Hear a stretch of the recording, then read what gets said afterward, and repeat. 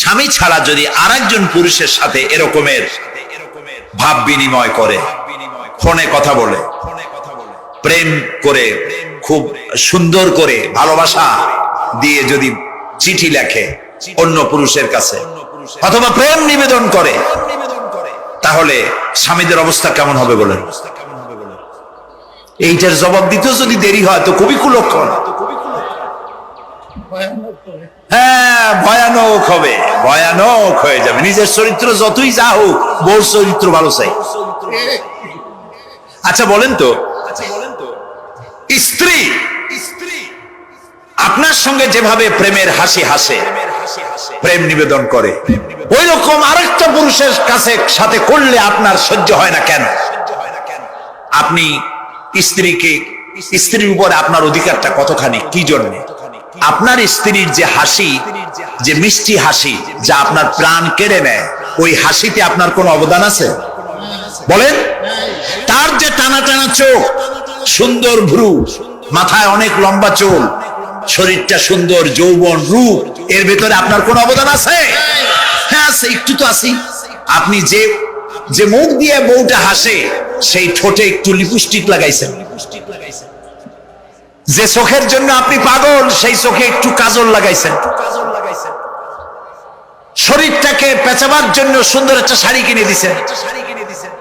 একটা শাড়ি দিয়ে, একটু লিপস্টিক কিনে দিয়ে, চুলের একটা ক্লিপ কিনে দিয়ে, একটা ভালো শাড়ি কিনে দিয়া, স্ত্রীর উপরে যদি এত অধিকার আছে যে কোনদিন মৃত্যু পর্যন্ত কোন প্রেমের হাসি, ভালোবাসার আদান প্রদান আপনি ছাড়া আর কারো সাথে করতে পারবে না, এইটা যদি আপনার অধিকার এভাবে প্রতিষ্ঠিত হয়, তাহলে এই হাসি যিনি দিলেন, এই দাঁত, এই সুন্দর চোখ, এই রূপ, এই যৌবন যে আল্লাহ তাআলা দিলেন, তার সামনে কোন পীর অথবা কবরের সামনে যদি হাত পাতে, আল্লাহ বরদাস্ত করেন না। কথা কি বুঝে আসছে? কথা বুঝে আসছে? আলহামদুলিল্লাহ বলে। আলহামদুলিল্লাহ। বুঝলেই আমাদের কষ্ট সার্থক। আলহামদুলিল্লাহ বলুন। আমরা যেন আল্লাহরে চিনতে পারি, বুঝতে পারি। আমার বিশ্বাস করুন, কোরআন আমার সামনে, আল্লাহর কসম, কোন জীবিত পীর, কোন মৃত্যু পীর আমার ভাগ্যের ভালো বা মন্দ করার কোন অধিকার রাখে না, রাখে না, রাখে না। কোন পীর ফু দিয়ে আমার ভাগ্যকে ভালো বানাই দিতে পারবে না, পারবে না, এবং আমার একটা চুলও বাঁকাও করতে পারবে না। খাইরিহি ওয়া শাররিহি মিনাল্লাহ তাআলা। আমার ভালো, আমার মন্দ করার একমাত্র মালিক কে? এক আঙ্গুল আকাশের দিকে উঁচু করে চিৎকার দিয়ে বলুন, কে? আবার বলেন, আবার বলেন, আবার বলুন। হাত নামান।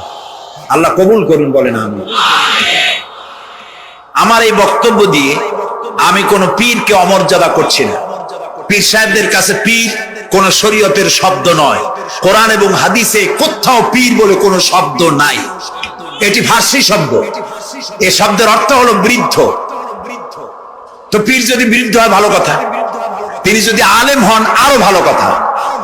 কিন্তু বাপ পীর ছিল, উনিও সেই সুবাদে পীর। ইলেম নাই, তোনার নিজের কাছেই তো টর্চ নাই। আপনাকে অন্ধকারে উনিও ম্যান হোলের মধ্যে পড়বে, আপনারে নিয়ে পড়বে। আলেম হইতে হবে। পীর যদি হয় আলেম হইতে হবে, এক নম্বর কথা। দুই নম্বর কথা হলো, তিনি ব্যবসায়ী হবেন না। ধর্মের নামে তিনি ব্যবসা করবেন না। তিনি মানুষকে হেদায়েতের পথ দেখাবেন। প্রয়োজনে জেলে যাবেন, প্রয়োজনে ফাঁসির মঞ্চে দাঁড়াবেন। তিনি নিজেকেই ইসলামের সব আমি করি, আর ইসলাম কারো কাছে নাই। যারা ইসলাম করলো 70-80 বছর ধরে, রাজনীতির পথ দেখালো, তারা ইসলামের দল না, ওনারটাই ইসলামের দল। এই ধরনের ফাজলামি বক্তব্য থেকে বিরত থাকতে হবে। এই ধরনের বেয়াদবিপূর্ণ বক্তব্য থেকে বিরত থাকতে হবে। আমার দোকানে খাঁটি ঘি পাওয়া যায়, আর কারো দোকানে খাঁটি ঘি পাওয়া যায় না। ইসলাম নিয়ে এই ধরনের মনোপলি বিজনেস করতে দেওয়া হবে না। প্রিয় ভাই সব, আমরা পীর সাহেবদের চিনি। পীর ছিলেন শাহজালাল রহমতুল্লাহ আলাইহি। সুবহানাল্লাহ। যুদ্ধ করা লাগে নাই, আজান দিয়েছেন, মূর্তির মাথা ভাঙ্গা চুর চুর হয়ে পড়ে গিয়েছে। গৌর গোবিন্দ পলায়া কুল পায় নাই। লোকেরা যায় তার মাজারে গিয়ে গজাল মাছ জিয়ারত করে আসে। কিন্তু তরবারিটা দেখে আসে না। দোধারি তরবারি এখনো আছে, সুবহানাল্লাহ বলেন। পীর ছিলেন হযরতে বাহাউদ্দিন নকশবন্দি, মুজাদ্দিদ আল ফিসানি রাহমাতুল্লাহ আলাইহি, বড় পীর আব্দুল কাদের জিলানী রাহমাতুল্লাহ আলাইহি, খাজা মঈনুদ্দিন চিশতি রাহমাতুল্লাহ আলাইহি, খাজা জাহান আলী রাহমাতুল্লাহ আলাইহি। কত ওলিউল্লাহর মাজার দিয়ে আমার দেশ ভরা, আলহামদুলিল্লাহ কর।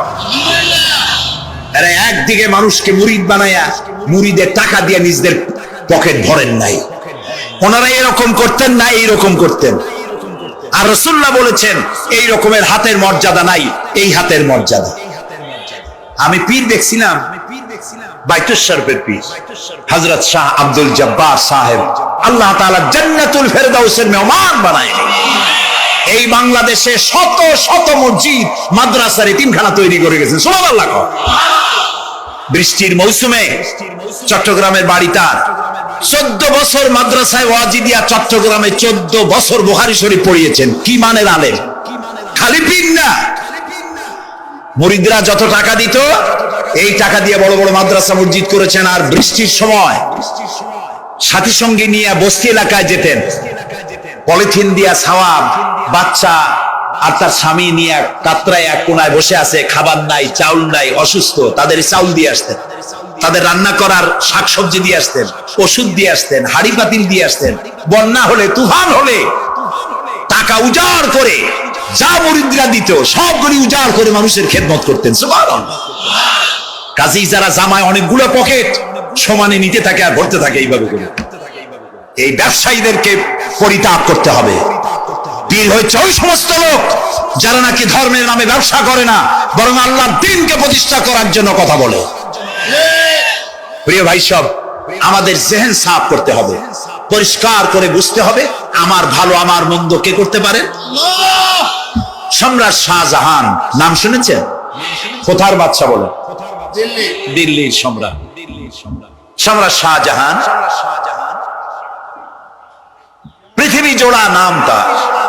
কবি বলছেন, শাহনে জাহাं को जिन्हें फख्र से देते थे बाज, वाज कब्र में है सूरह अलहम्दु की मोहताज। যে শাহজাহানকে কর দিয়া ট্যাক্স দিতে পারলে জনগণ নিজেদেরকে গৌরবান্বিত বলে মনে করত, সেই শাহজাহান কবরে শুয়ে আছে, সূরা ফাতিহার মুহতাজ হয়ে আছে, সুবহানাল্লাহ। যদি কেউ আমার কবরের কাছ থেকে হেঁটে যাইতো আর একটু সূরা ইখলাস পড়ে সবরেসানি করতো, আমি কিছু পাইতাম। আরে এই এতিম ফকির হয়ে শুয়ে আছে। এক ফকির দিল্লি ঘুরতেছে, একজন বলছে, ভাই তোমারে তো খয়রাত করে দেখতেছি আমি সেই ছোটবেলা থেকে, খালি তুমি খয়রাত করো। একটা জিনিস আপনারা মনে রাখবেন, গরিব, আজকে যারা গরিব পরিশ্রমের মধ্য দিয়ে কালকে তারা ধনী হতে পারে, কিন্তু যারা ভিক্ষুক, যারা ভিক্ষা করে, জিন্দেগিতে কোনোদিন তারা বড় হতে পারবে না। ভিক্ষা করা যাদের অভ্যাস, জীবনেও বাড়ি করতে পারবে না, জীবনেও ধনী হইতে পারবে না, কিন্তু গরিব ধনী হইতে পারবে। কারণ হলো আল্লাহর কাছে দুইটা বৈধ জিনিস অত্যন্ত ঘৃণিত। কয়টা? একটা হলো তালাক, আর একটা হলো ভিক্ষাবৃত্তি, মানুষের কাছে চাওয়া। আল্লাহ পছন্দ করেন না। তো ভিক্ষুক ঘুরতেছে, একটা লোক বলল, মিয়া তোমার তো সারা জীবনই খরচ করতে দেখি। খরচ করবো না, করবো কি? যার কাছে যাই সে দেয় 4 আনা 2 আনা 1 টাকা, এর বেশি তো দেয় না। তেদি আমি কেমনে বলবো? কয়েছে তুমি বাদশারের চোখে দেখো না, বাদশারের চোখে দেখো না। কয় বাদশার কাছে কি আমার মতো লোক যাইতে পারে নাকি? কল্লা যাইতে হবে, যাও। বাদশাহ একবার যাবা, এমন দেওয়া দেবে জীবনে আর তোমার খরচ করা লাগবে না। পাতি শিয়ালের পিছনে ঘুরে তো লাভ নাই, পাতি শিয়ালে খায় মুরগি, তোমার একটা ঠ্যাং দেবে, দাঁতের খেলালের কাজ হবে না। বাঘের পিছনে ঘোরো, বাঘে খায় গরু আর হরিণ, একটা রান দিলে তুমি 1 সপ্তাহ খাইতে পারবে। কাজে ঘুরতে গিয়েও বোঝা উচিত কার সাথে ঘুরি। তো বলছে বাদশার কাছে যাও, বাদশারে পাবো কই? কই তো দেখলাম কেবল মসজিদে ঢুকলো। তারপরে ফকির গিয়ে দাঁড়ায় আছে বারান্দায়, দেখে যে উনি বাদশা ভেতরে বসে হাত তুলে আছে ভাবে, আর চোখ দিয়ে পানি পড়ে দাড়ি ভিজে ভিজে পড়তেছে। নামাজ শেষ করে, মোনাজাত শেষ করে বাদশা বেরিয়েছেন। কোন বাদশা? শাহজাহান। বাইরে আসার পর ফকির বলল, আসসালামু আলাইকুম, বলে ফকির রওনা করছে। বাদশা বলে, দাঁড়াও, তুমি যে রওনা করলা, তোমার তো ভিক্ষুক মনে হয়, আর লোকেরা যারা ভিক্ষুক না তারাও তো আমার কাছে চায়, আর তুমি তো ভিক্ষুক, চাইলে না কেন কিছু? ভিক্ষুক বলে জাহাপানা, আমি কিছু চাইতে এসেছিলাম আপনার কাছে, কিন্তু আপনার করুণ অবস্থা দেখে আমার জ্ঞানের চোখ খুলে গিয়েছে। আমি দেখতে পেলাম আমি যার কাছে চাইতে এসেছি, আমি তো কান্দি না, হাতও পাতি নাই।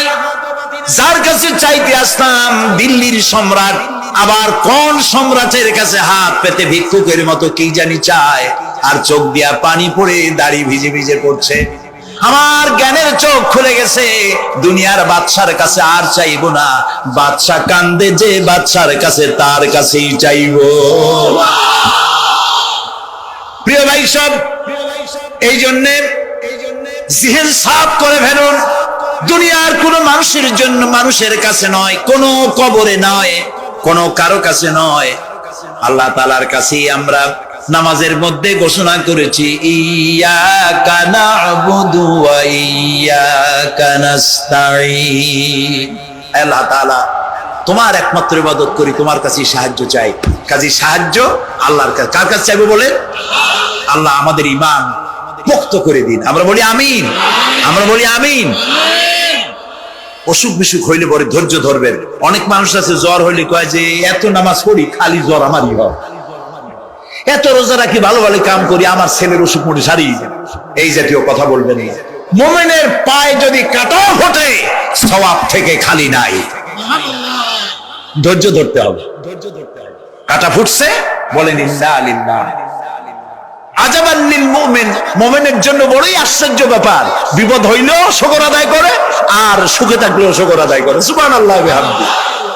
বিপদ আসলে সে বলে ইন্না লিল্লাহি, বলেন ইন্না লিল্লাহি ওয়া ইন্না ইলাইহি রাজিউন। আর যখন শান্তি আসে বলে আলহামদুলিল্লাহ। দুই অবস্থায় তার জন্য নিয়ামত আল্লাহর তরফ থেকে সে পায়, আলহামদুলিল্লাহ। প্রিয় ভাই সব, তো আল্লাহর উপর ঈমান আনার জন্য কয়টা শর্ত বলছি না?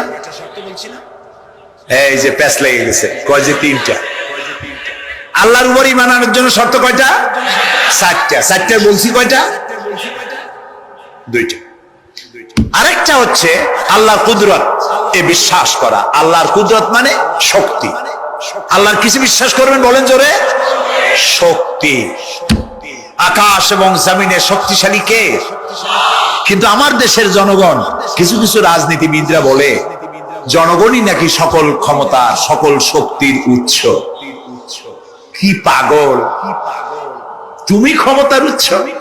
নাকের মধ্যে ময়লা, দাঁতে ছাতা, পেটের মধ্যে দুর্গন্ধ ভরা, ক্ষমতার উৎস। আশ্চর্য কথা।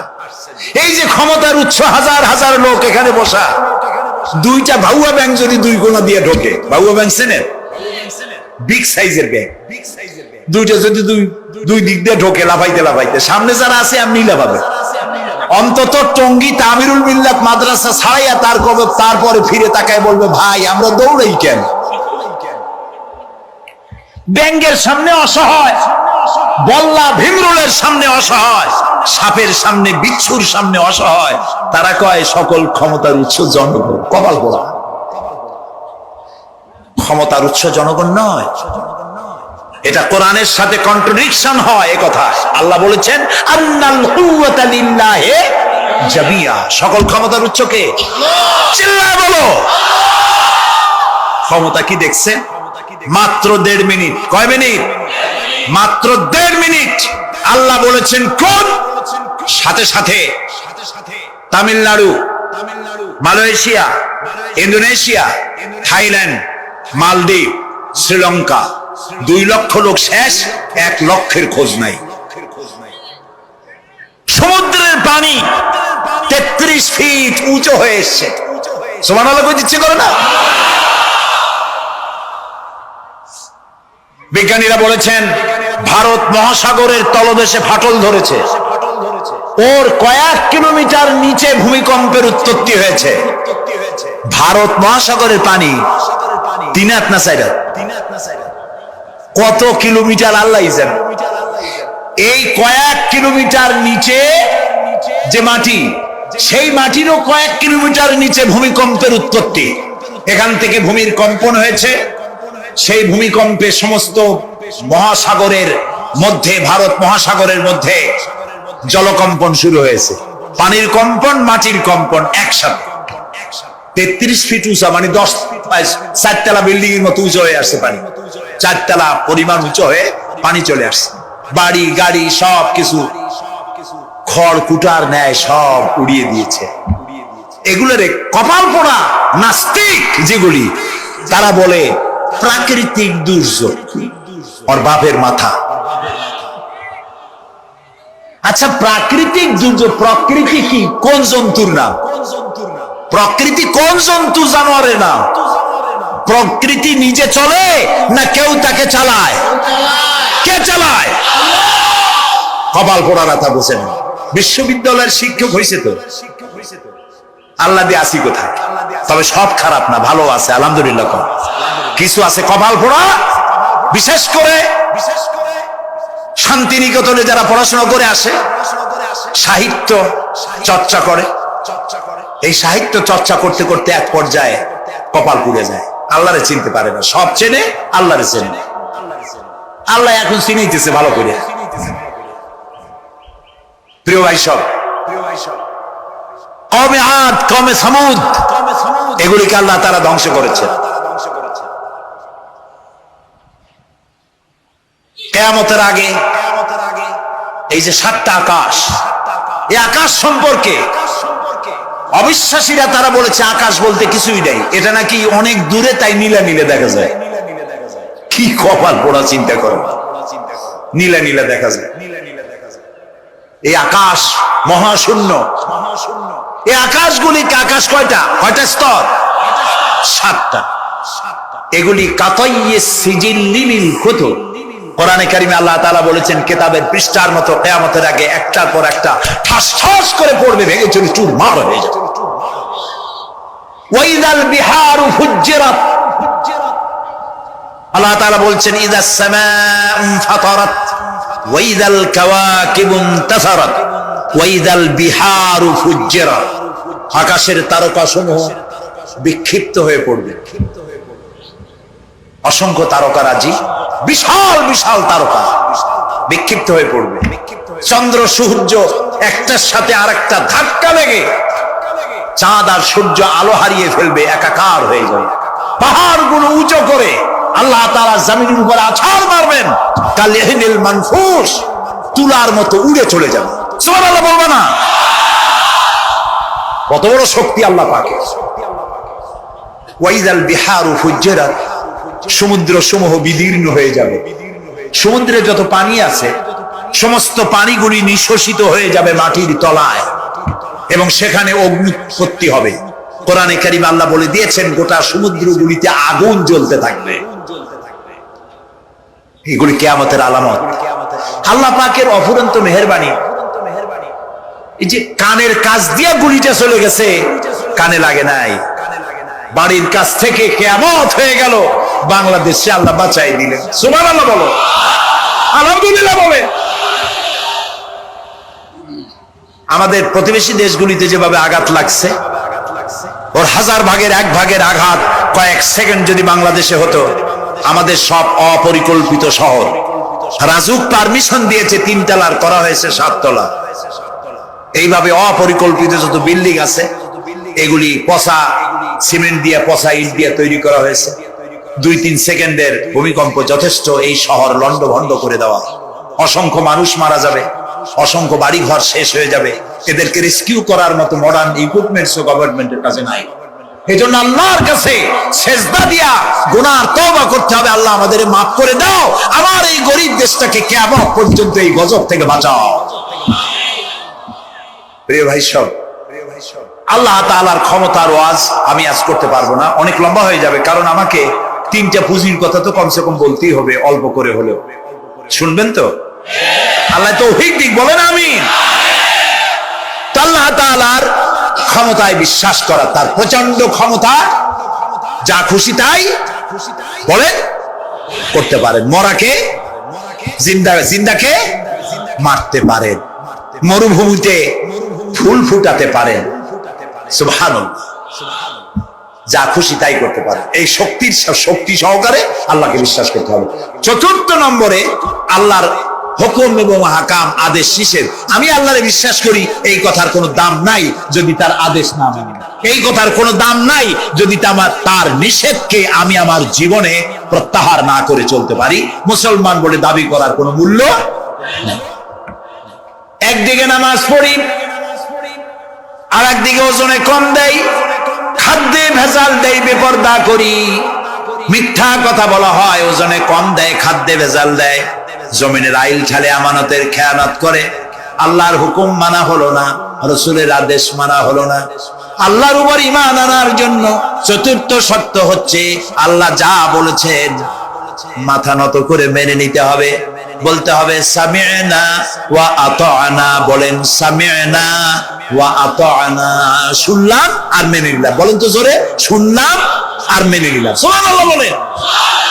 মুমিনেরা এই প্রশ্নই করবে না মদ হারাম কেন, মুমিনেরা এই প্রশ্নই করবে না জুয়া হারাম কেন, মুমিনেরা এই প্রশ্নই করবে না জিনা হারাম কেন। একটাই জবাব, মদ হারাম কেন? আল্লাহ হারাম করেছেন তাই হারাম। জিনা হারাম কেন? আমার আল্লাহ হারাম করেছেন তাই হারাম। জুয়া হারাম কেন? আমার আল্লাহ হারাম করেছেন তাই হারাম। কোন যুক্তি নাই। যুক্তির আল্লাহর নিষিদ্ধ জিনিসে যুক্তি তালাশ করে কেবলমাত্র শয়তান। আল্লাহর আদেশ নিষেধের যুক্তি তালাশ করে কে? শয়তান। মুমিনের কাজ হলো সামি'না, বলেন, ওয়া আতা'না, শুনলাম আর মানলাম, বাস, শেষ কথা, খালাস। এই গেল চারটি শর্ত পুরো হয়ে গেল। এই চারটি শর্ত যদি পূরণ করতে পারি তাহলে আল্লাহরে বিশ্বাস করছি এটা প্রমাণিত হবে, এটা জাস্টিফাই হবে, এটা সত্যতা প্রমাণ হবে যদি আল্লাহ হুকুম মতো। এক নম্বরে হলো, আমি আবার কথাটা প্যাকেট করে দিই যাতে করে আপনারা বাড়ি নিয়ে যাইতে পারেন। আল্লাহর উপরে ঈমান এনেছি, এই কথাটাকে কমপ্লিট করার জন্য শর্ত কয়টা? চারটা। এক নম্বরে আল্লাহর অস্তিত্বে বিশ্বাস, বলেন আল্লাহর অস্তিত্বে বিশ্বাস। দুই নম্বরে আল্লাহর গুণাবলীতে বিশ্বাস। তিন নম্বরে আল্লাহর ক্ষমতায় বিশ্বাস। চার নম্বরে আল্লাহর আদেশ এবং নিষেধে বিশ্বাস, মান্য করে চলা। আল্লাহ যেন এই তৌফিক আমাদের দেয়, বলেন আমি। আল্লাহ রাব্বুল আলামিন দুনিয়ায় শান্তি, আখিরাতে জাহান্নাম থেকে মুক্তি দেওয়ার জন্য আল্লাহ পাক আমাদেরকে একটা ব্যবসার কথা বলেছেন। ওই ব্যবসায় পুঁজি কয়টা? বলেন। তিনটা পুঁজি। বলছি কয়টা? দেখেন যে কেমনি প্যাস লাগে। বলছি মাত্র একটা, সে একটা ডাল বাইর করছি। এবার আসেন মূল পয়েন্ট। এবার দ্বিতীয় পয়েন্ট, রাসূলের প্রতি ঈমান। আমরা তো রাসূলের প্রতি ঈমান আনছি কিনা বলেন? রাসূলের প্রতি ঈমান এনেছি। আমাদের এই ঈমান যথেষ্ট নয়, কারণ আমাদের ঈমান হলো রবিউল আউয়াল মাসে ঈমান তাজা হয়, ঠিক না? ঠিক না? রবিউল আউয়াল মাস যখন আসে, ব্যানারটা নাই, শামিয়ানাটা নাই, রাস্তাগুলিতে ফ্ল্যাগ লাগাই আর আলোক সজ্জা করি। মন্ত্রীরা আসেন, নেতারা আসেন, সিরাতুন নবী মাহফিলে দাঁড়ায় বলেন নবীর আদর্শ অনুসরণ করা ছাড়া উপায় নাই। অথচ ওনার পা থেকে শুরু করে মাথা পর্যন্ত নবীর আদর্শ নাই। আবার এই নেতা রামকৃষ্ণ মিশনে, রামকৃষ্ণ পরমহংসদেব তার মঞ্চে গিয়ে বলেন রামকৃষ্ণের নীতি ছাড়া বিকল্প কিছুই নেই। আবার গৌতম বুদ্ধের জন্মবার্ষিক উদযাপনের জন্য সেখানে গিয়ে বলেন গৌতম বুদ্ধের অহিংস নীতি অনুসরণ করা ছাড়া জাতির যোগীনাথ হওয়ার আর কোন পথ নেই। যেখানে যায় সেই জায়গার গুলি ধরে। রবিউল আউয়াল মাস আসতে বলেন, আলোকসজ্জা করে, ইয়া নবী সালামু আলাইকা, ইয়া রাসূল সালামু আলাইকা। এরপরে গরম গরম জিলাপি রাসূলুল্লাহকে বুঝায় দেওয়া হলো, হে রাসূল আপনি তাকিয়ে দেখেন কত মহব্বত আপনারে করি, আপনার মহব্বতের জন্য আমাদের শহরের কোন মিষ্টির দোকানে আর মিষ্টি নাই, সব আমরা খাইয়া শেষ করছি। এই হলো মহব্বত। এই মহব্বতে এই ঈমানে কাজ হবে না। এই ঈমানে বলেন কাজ হবে। কোন ঈমানে কাজ হবে? রাসূলের প্রতি ঈমানের অর্থ কি? এর অর্থ হচ্ছে নবী করিম সাল্লাল্লাহু আলাইহি ওয়াসাল্লাম আমাদের রাসূল, আমাদের নেতা। আমাদের রাসূল, আমাদের নেতা। আমরা তার উম্মত, তার অনুসারী। অনুসারীর কাজ কি? নেতার পূর্ণাঙ্গ অনুসরণ করণ। রাসূলুল্লাহর আনুগত্য করতে হবে, এটা কে বলেছেন? আল্লাহ রাব্বুল আলামিন সূরা আলে ইমরানের মধ্যে বলেছেন, কুল ইন কুনতুম তুহিব্বুনাল্লাহ ফাত্তাবিউনি ইউহিব্বুকুমুল্লাহ ওয়া ইয়াগফির লাকুম যুনুবাকুম আল্লাহু গফুরুর রহিম। হে নবী, আপনি বলুন, তোমরা যদি আল্লাহকে ভালোবাসো তাহলে তোমার কাজ হচ্ছে, তোমরা যদি আল্লাহকে ভালোবাসো তাহলে তোমরা আমার আনুগত্য করো, আমার অনুসরণ করো। কার? রাসূলের। বলেন কার? রাসূলের অনুসরণ যদি তোমরা করো, খেয়াল করে শুনতেছেন তো? আল্লাহ তাআলা বলছেন, নবী আপনি বলেন, তোমরা যদি আল্লাহকে ভালোবাসো, তোমাদের এই দাবি যদি সত্য হয়, তাহলে আমার অনুসরণ করো, আমার আনুগত্য করো। আমার অনুসরণ, আমার আনুগত্য করলে পরে তোমাদেরকে আল্লাহ রাব্বুল আলামিন ভালোবাসবেন এবং তোমাদের তামাম জিন্দেগীর সমস্ত গুনাহ খাতা আল্লাহ তাআলা মাফ করে দিবে। আমরা কি গুনাহ মাফ করাইতে চাই? বলেন চাই? আসুন রাসূলের আনুগত্য করি। রাসূলের আনুগত্য কিরকম? রাসূল যেভাবে মুখ কাটছে আমরা সেইভাবে মুখ কাটবো। তিনি দাড়ি যেভাবে রাখছেন আমরা সেইভাবে রাখবো। তিনি চুল কাটছেন যেভাবে সেইভাবে করবো। তিনি পায়ের নখ, হাতের নখ যেভাবে কাটছেন সেইভাবে করবো। তিনি যেভাবে বিবাহ করেছেন সেই সুন্নত অনুযায়ী বিবাহ, তিনি যেভাবে দেশ চালাইছেন সেইভাবে দেশ চালাবো। রাসূলের অনুসরণের অর্থ শুধু এই নয় যে তিনি যেভাবে সুরমা লাগাইছেন আমি ওইরকম সুরমা দেবো, তিনি যেভাবে কদু খাইছে আমিও কদু খাবো, এটা নয়। এটা নয়, শুধু রাসূলের আনুগত্য হবে মুরগির ফার্ম থেকে শুরু করে জাতিসংঘ পর্যন্ত, জীবনের সব ক্ষেত্রে। আর বিশ্বাস করতে হবে তিনি শেষ নবী, তারপরে আর কোন নবী আসবে। আল্লাহ রাব্বুল আলামিন সূরা আহজাবের মধ্যে বলেছেন, মা কানা মুহাম্মাদুন আবা আহাদিম মির রিজালিকুম ওয়ালাকিন রাসূলুল্লাহি ওয়া খাতামান নাবিয়্যিন। মুহাম্মদ সাল্লাল্লাহু আলাইহি ওয়াসাল্লাম তোমাদের কোন পুরুষদের পিতা নন, তিনি আল্লাহর রাসূল এবং তাকে দিয়ে নবুয়তের মিশনকে খতম করে দেওয়া, কমপ্লিট করে দেওয়া হয়েছে। আর কোন নবী?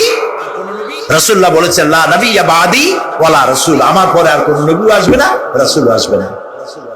কত বুঝে আসছে? আল্লাহর নবীর পরে আর কোন নবী হবে না।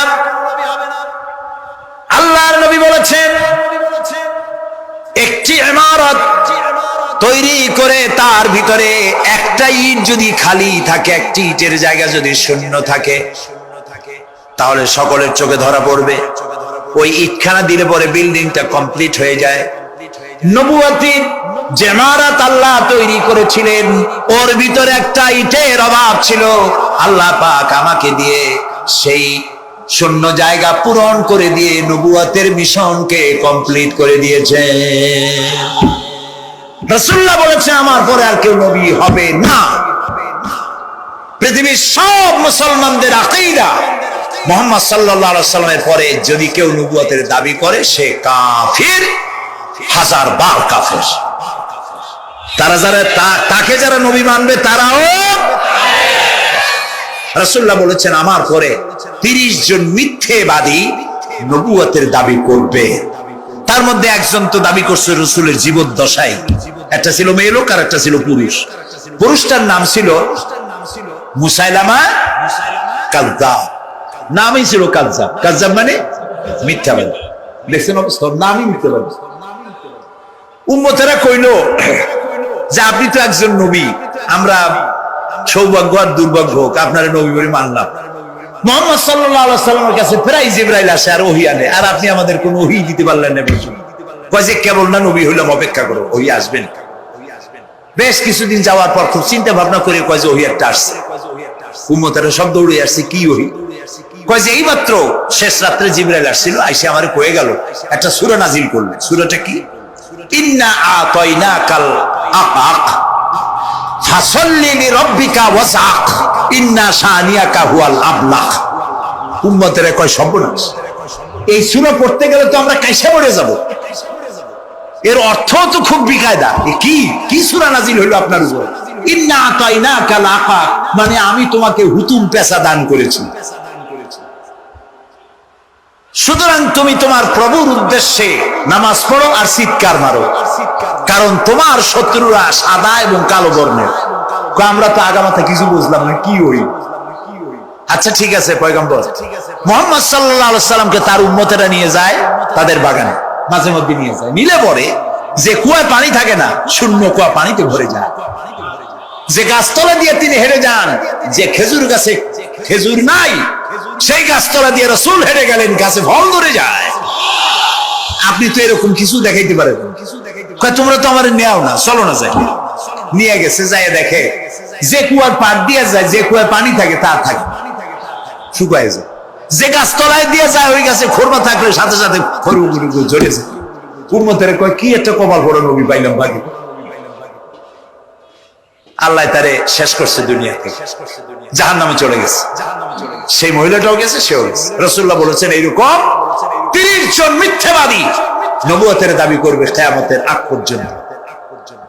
গোলাম আহমদ কাদিয়ানী, এ হলো ইতিহাসে আমরা যদ্দ পাই, তার পর্যন্ত 28 জন হয়েছে। মুহাম্মদ সাল্লাল্লাহু আলাইহি সাল্লামের ইন্তেকালের পর ওকে নিয়ে হয়েছে 28 জন। কয়জন হইল? বাকি আছে কয়জন? তাই বলে কিয়ামত যে এই 2 জন হইলি আগামী বছর বা 5-6 বছরের মধ্যে কিয়ামত হবে, ওইটা চিন্তা করেন। এই পৃথিবীতে একটা লোক আল্লাহ শব্দ উচ্চারণ করার যদি থাকে, কিয়ামত সে পর্যন্ত হবে না।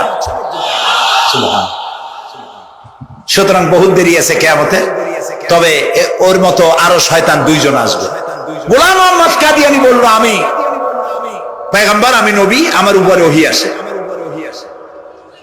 তো তার সঙ্গে ওই যুগের বড় আলেম মাওলানা আতাউল্লাহ শাহ বুখারী রাহমাতুল্লাহ আলাইহি, তিনি বললেন, আচ্ছা তুমি যে নবুয়তের দাবি করো, এই শক্তি তুমি পাও কই? কয় যে আমার শক্তি তো কোরআন, কোরআনের মধ্যেই আছে আমার কথা। কোথায়? কয় সূরা সফের মধ্যে আছে, ইয়াতি মিন বাদি ইসমুহু আহমদ। ঈসা আলাইহিস সালাম আমার ব্যাপারে ফোরকাস্ট করেছেন, ভবিষ্যৎবাণী দিয়েছেন যে আমাবে না, পরকালকে যারা বিশ্বাস করবে না তাদের সম্পর্কে আল্লাহ পাক বলছেন, ওয়াল্লাযীনা কাযযাবু বিআয়াতিনা ওয়া লিকাইল আখিরাতি হাবিতাত আ'মালুহুম। পরকালকে যারা বিশ্বাস করবে না, আখিরাতের দিনের পরে যাদের ঈমান থাকবে না, যারা বিশ্বাস করবে না, তাদের জীবনের সমস্ত ভালো কাজগুলি আল্লাহ রাব্বুল আলামিন বরবাদ করে দিবেন। তাদের জীবনের কোন কাজের কোনো মূল্য নাই, সমস্ত কাজগুলি নিষ্ফল, বেকার, যারা নাকি পরকালকে বিশ্বাস করবে না। পরকালের বিশ্বাসটাই হচ্ছে মানুষের জীবনের সবচাইতে নৈতিকতার মূল ভিত্তি। একটা মানুষের চরিত্র ভালো হওয়ার জন্য পরকালের বিশ্বাসটা সবচাইতে বড় জিনিস। মানুষ ভালো মন্দ, পরকালের দরকারটা কি? প্রশ্ন উঠতে পারে, পরকালটা না হলে কি হইতো? পরকালটা এই জন্য হবে, এই জন্য দরকার যে পৃথিবীতে মানুষ অনেক ভালো কাজ করে, আবার অনেক খারাপ কাজও করে, দুরকমই করে। যত ভালো কাজ করে, এই ভালো কাজের পুরস্কার পৃথিবীতে দেওয়া সম্ভব নয়। একটা মানুষ এত ভালো কাজ করলো, নামাজ পড়লো, রোজা রাখলো, হজ করলো, যাকাত দিল, তারপরে আল্লাহর দ্বীন প্রতিষ্ঠার জন্য কষ্ট করলো, জেল খাটলো, জরিমানা দিল, ফাঁসির মঞ্চে চড়লো, তার এত ভালো কাজের পুরস্কার এই পৃথিবীতে দেওয়া সম্ভব নয়।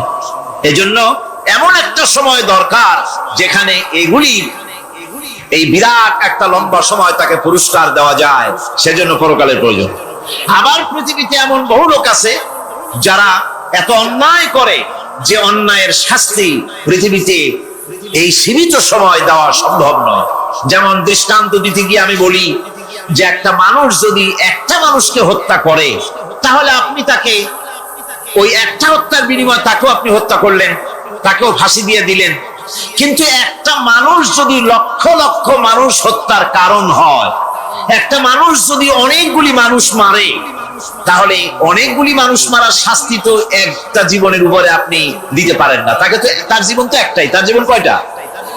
একটা গুলি করলেন, ফাঁসি দিয়ে দিলেন, তার একটা জীবন গেল। কিন্তু সে তো মেরেছে অনেক, তার কারণে তো লক্ষ লক্ষ মরছে। কাজে এই শাস্তি পৃথিবীতে দেওয়া সম্ভব নয় বলে এমন একটা জায়গা দরকার যেখানে এই ধরনের বড় রকমের শাস্তি, দীর্ঘমেয়াদী শাস্তি দেওয়া যায়, শরীরটাও সেরকমের বানানো যায়, এই ধরনের করে একটি জায়গা দরকার। সেই জায়গার নাম হচ্ছে পরকাল, সেই জায়গাটার নাম হচ্ছে আখিরাত। এই জন্য কমন সেন্সের সাধারণ জ্ঞানের দাবিও পরকাল প্রয়োজন। আর পরকালের ভিত্তিতেই মানুষের চরিত্র গঠন হতে পারে। মনে করেন একজন অফিসার, তিনি জানেন তাকে দেখার কেউ নাই, তার যা খুশি তিনি তা করতে পারেন, তার পেছনে কোনো গোয়েন্দা বিভাগের লোক লাগানো নাই। এই চিন্তা যদি তার থাকে, তাহলে ঘুষের টাকা খাওয়া, স্বজন প্রীতি করা তার জন্য কি অসম্ভব না সম্ভব? খুবই সম্ভব। আর একজন অফিসার, তিনি যদি জানেন যে না, আমাকে দেখার মতো লোক আছে, আমার পেছনে গোয়েন্দা বিভাগের লোকেরা কাজ করতেছে, আমার কোনো জিনিসই এড়িয়ে যাবে না, এই চিন্তা যদি থাকে, তাহলে এই দুইজন অফিসারের আচরণ এক হবে? কখনই হবে না। একজনের আচরণ হবে খুবই সংযত, আর একজনের আচরণ হবে খুবই অসংযত। সুতরাং পরকালে যে বিশ্বাসী ব্যক্তি, সে ব্যক্তি চুরি, ডাকাতি, জেনা, ব্যভিচার, হত্যা, ধর্ষণ ইত্যাদি থেকে তিনি হবেন মুক্ত। আর যে ব্যক্তি পরকালকে বিশ্বাস করবে না, তার দ্বারা হবে না এমন কোনো কাজ নাই, সবকিছুই তার দ্বারা সম্ভব। এরপরে আল্লাহ পাক বলছেন যে পরকাল বিশ্বাস মানুষকে দায়িত্ববান বানায় দেয়। পরকালের বিশ্বাস মানুষকে কি বানায়? দায়িত্ববান বানায়। যেহেতু তোমার তো খালি খালি সৃষ্টি করা হয়নি। আল্লাহ রাব্বুল আলামিন কোরআনে কারীমের মধ্যে বলছেন, আফাহাসিবতুম আন্নামা খালাকনাকুম আবাসা ওয়া আন্নাকুম ইলাইনা লা তুরজাউন। লোকেরা কি ভেবেছে? তোমরা কি এটাই মনে করেছো যে আমি তোমাদেরকে এমনি এমনি সৃষ্টি করেছি আর তোমাদেরকে আমার কাছে ফিরে আসতে হবে না? এটাই কি ভেবেছো তোমরা? তোমাদেরকে সৃষ্টি করা হয়েছে এবং তোমাদেরকে আমার দরবারে সকলকেই ফিরে আসতে হবে। পৃথিবীতে এমন কেউ নাই যে পৃথিবীতে টিকে থাকতে পারবে, সমস্ত মানুষকেই আল্লাহর দরবারে ফিরে যেতে হবে। আল্লাহ পাক কোরআনে কারীমের অন্যত্র বলেছেন, আয়াহসাবুল ইনসানু আইয়ুতরাকা সুদা। মানুষ কি ভেবেছে যে আমি তাকে নিরর্থক সৃষ্টি করেছি, তার কোনো হিসাব হবে না, তার কোনো দেখার মতো কেউ নাই, তাকে এমনি এমনি আমি সৃষ্টি করেছি? তা না। প্রত্যেকটি মানুষকেই বিচক্ষণতার দাবি হিসেবে সৃষ্টি করা হয়েছে এবং তার সব কিছুকেই দেখা হচ্ছে। আল্লাহ পাক সব দেখতে পাচ্ছেন, তার নজরের সামনে আছে। আল্লাহ পাক দেখেন এবং শোনেন। আমরাও দেখি, আমরাও শুনি, কিন্তু আল্লাহ পাকের দেখা আর আমাদের দেখা, আল্লাহর শোনা আর আমাদের শোনা একরকম নয়। আমরা এই মাহফিলের বাইরে কি হচ্ছে আমরা দেখতে পাই না, ঠিক কিনা গণ? রাতের বেলায় আমরা আমাদের নিজেদেরকেও দেখি না, এমনকি আমরা আমাদের পেছনে কি হয়, পিছনে কি আছে তাও দেখি না। আপনারা যে আমার সামনে বসে আছেন, আপনাদের পেছনে লোকটা কি করতেছে তা আপনি দেখতে পাচ্ছেন। মেঘ হলে মেঘের উপরে কি হয় দেখতে পাই না, কুয়াশার মধ্যে দেখতে পাই না, গাছের আড়ালে কি দেখতে পাই না, পাহাড়ের আড়ালে কি দেখতে পাই না। তারপরে শোনার ব্যাপারে একটা নির্ধারিত এলাকার আওয়াজ আমাদের কানে আসে, এর বাইরের কিছু আমরা শুনতেও পাই না। আল্লাহ রাব্বুল আলামিনের কি এরকম অবস্থা নাকি? কি বলেন, এরকম অবস্থা? আল্লাহ সব দেখতে পান, সব শুনতে পান, এমন তার চোখের সামনে কোন অবস্ট্রাকশন নাই, তার চোখের সামনে কোন জিনিস অন্তরায় হয়ে দাঁড়াতে পারে না, কেউ কোন জিনিস তার চোখের সামনে বাধার সৃষ্টি হতে পারে না। তাকে কেউ দেখতে পারে না, কিন্তু তিনি সবাইকে দেখতে পান। লা তুদরিকুহুল আবসার।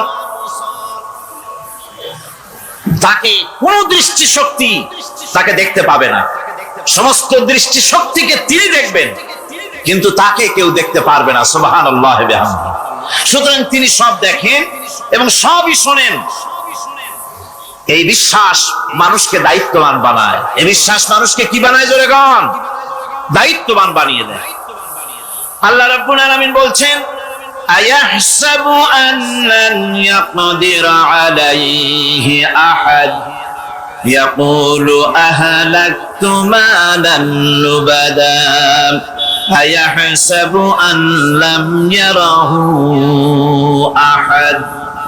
মানুষ কি ধারণা করেছে তার উপরে কারো কোনো ক্ষমতা চলবে না। সে বলে আমি অনেক ব্যয় করেছি, আর সে ভেবেছে তাকে দেখার মতো কেউ নাই।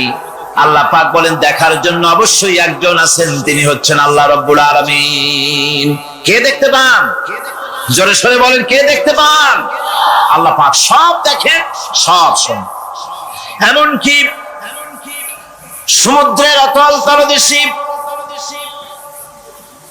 কোন পাথরের সাথে লাগানো, বালু কণার সঙ্গে লাগানো ছোট্ট একটি পোকা, যা মাইক্রোস্কোপ যন্ত্র ছাড়া দেখা যায় না, এমন ছোট্ট পোকাটিও যদি চিৎকার মারে ক্ষুধার যন্ত্রণায় বা পেটের যন্ত্রণায় বা কষ্টে পড়ে কোনো চিৎকার যদি মারে, সমুদ্রের কেউ শোনার কথা নয়, জমিনের উপরে কেউ শোনার কথা নয়, অন্তরিক্ষের কারো শোনার কথা নয়।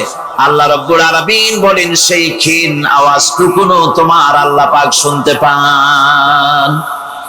সব তিনি শুনতে পান এবং দেখতে পান, তার চোখের সামনে সব রয়েছে। সুতরাং আসল কথা হচ্ছে মানুষেরা পরকালের চাইতে দুনিয়ার গুরুত্ব দেয় বেশি। বাল তুসিরুনাল হায়াতাদ দুনিয়া ওয়াল আখিরাতু খায়রুন ওয়া আবকা। তোমরা পার্থিব জীবনকে অগ্রাধিকার দিয়েছো, আর পরকাল হচ্ছে উত্তম এবং স্থায়ী। পরকাল হচ্ছে উত্তম, পৃথিবীর একটা নিকৃষ্ট জায়গা, একটা ছোট্ট জায়গা পৃথিবী। এটার আরবি হচ্ছে কি বলুন তো? পৃথিবীর আরবি কি? দুনিয়া। এটাকে দুনিয়া, দুনিয়া শব্দটা এসেছে আদনা শব্দ থেকে, তুচ্ছ, নিকৃষ্ট, এটা কোনো দাম নাই। আর এই জন্য হাদিস শরীফে এসেছে যে এই পৃথিবীর মূল্য যদি আল্লাহর কাছে মশার দানা তুল্য যদি হতো, তাহলে কাফেরকে এক ঢোক পানি আল্লাহ পাক গিলতে দিতেন না। আল্লাহর দৃষ্টান্তটা, হাদিস শরীফের দৃষ্টান্তটা লক্ষ্য করেছেন?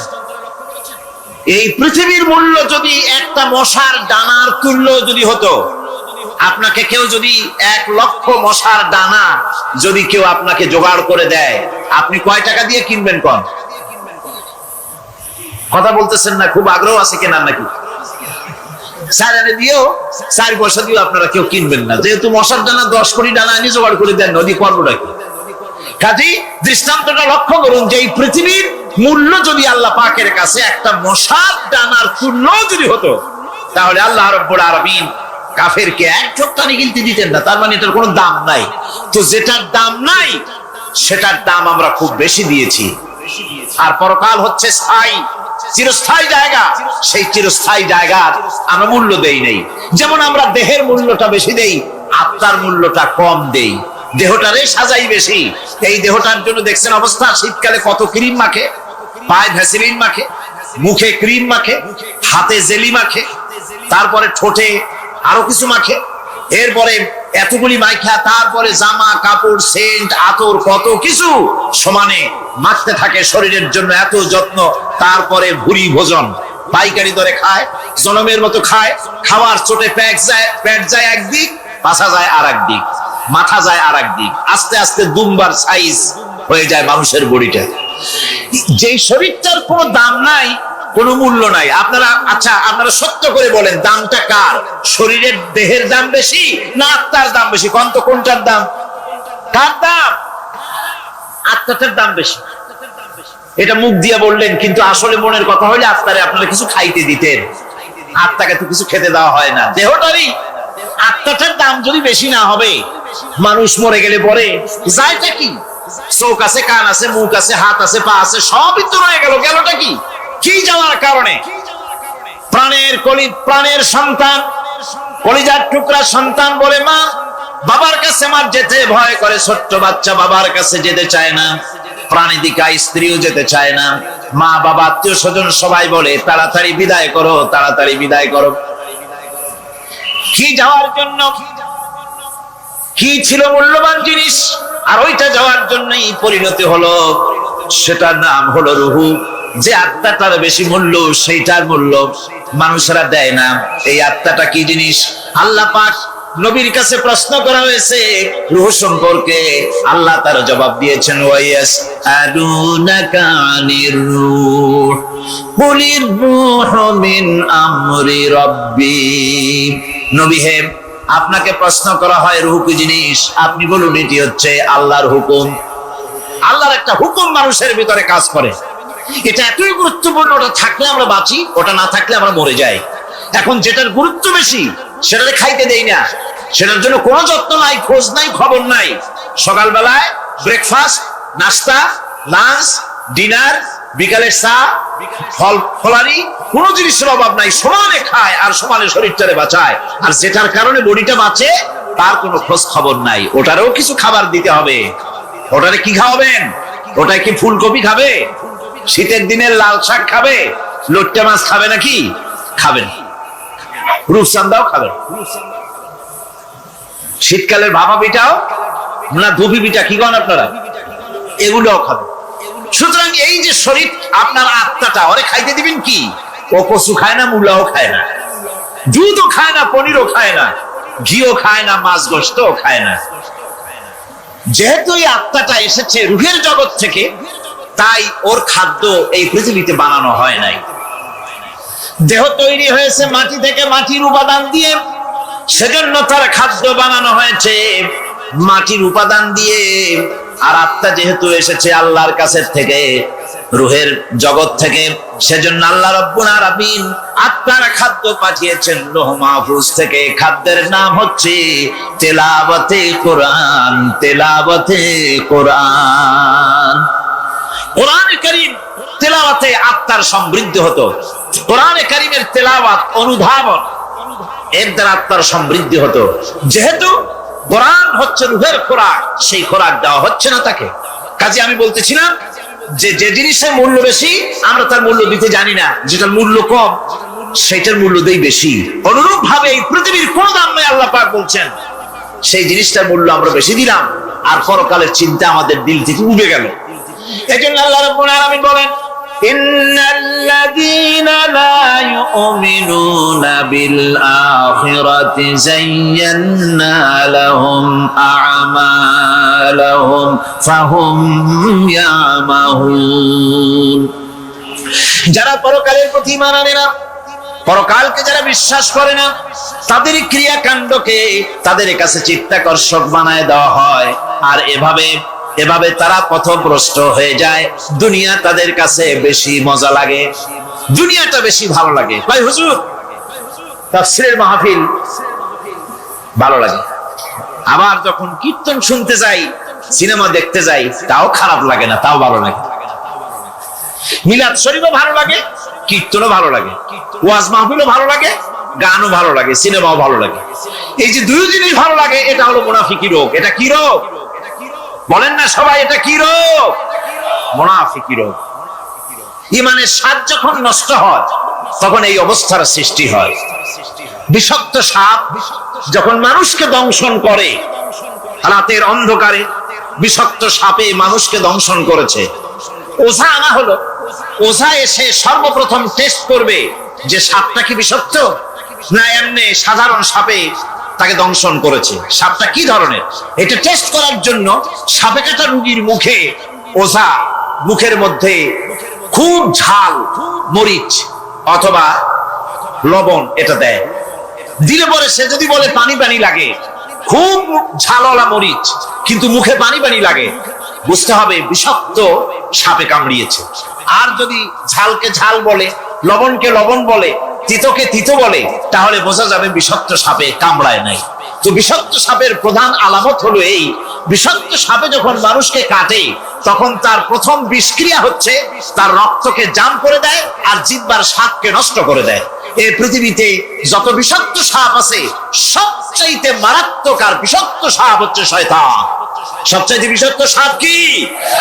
এই শয়তান যাকে ওয়াসওয়াসা দেয়, শয়তান যাকে দংশন করে, শয়তান যারে ফুটবল বানাতে পারে, সর্বপ্রথম তার ঈমানের স্বাদ নষ্ট করে দেয়। তখন আখিরাত ভালো লাগে না, তখন মসজিদ ভালো লাগে না, তখন ওয়াজ মাহফিল ভালো লাগে না, তাফসীর মাহফিল ভালো লাগে না, তখন সিনেমা পছন্দ হয়, গান পছন্দ হয়, মেলা পছন্দ হয়, সাংস্কৃতিক অনুষ্ঠান, নাচ, উল্টাপাল্টা কাম, এই সমস্ত পছন্দ হয়। আল্লাহর ইসলাম ভালো লাগে না, পছন্দ হয় না। আল্লাহ পাক বলেন, পরকালকে যারা অস্বীকার করে তাদের তাদের জন্য এই দুনিয়াটাকেই তাদের সামনে চিত্তাকর্ষক, তাদের ক্রিয়াকাণ্ডকে চিত্তাকর্ষক করে দেওয়া হয়, আর এর ভেতরেই তারা পড়ে থাকে। ফলে এই সব পরকালে অবিশ্বাসী লোকগুলি অহংকারী হয়। তারা কি হয়? আল্লাহ পাক বলেন, فالذين لا يؤمنون بالآخرة قلوبهم منكرة وهم مستكبرون। পরকালের প্রতি যারা ঈমান আনে না, পরকালকে যারা বিশ্বাস করে না, তাদের মন সত্য কথাকে অস্বীকার করে, আর এই লোকগুলি অহংকারী হয়ে যায়, ধরাকে সরাক জ্ঞান করে। কি হলো রে, এই অবস্থার সৃষ্টি হয়ে যায়। সে মনে করে যে পৃথিবী আমার, উলট পালট করে দে মা, লুটে পুটি খাই, পরকালে বিশ্বাস নাই, যা খুশি সে তখন তা করতে থাকে এবং অহংকারী হয়ে যায়। পরকালীন জীবনের অস্বীকৃতি আজকে নতুন কিছু নয়।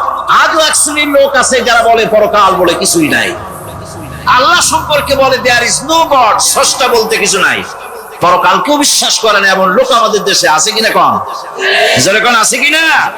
যথেষ্ট তৈরি হয়েছে এবং বর্তমান সময় বেশি তৈরি হয়েছে। অতীতের কোন সময় ইসলাম আর মুসলিম সেন্টিমেন্ট এত আহত হয় নাই যত এই কয়েক বছরের মধ্যে হয়েছে, ঠিক কিনা?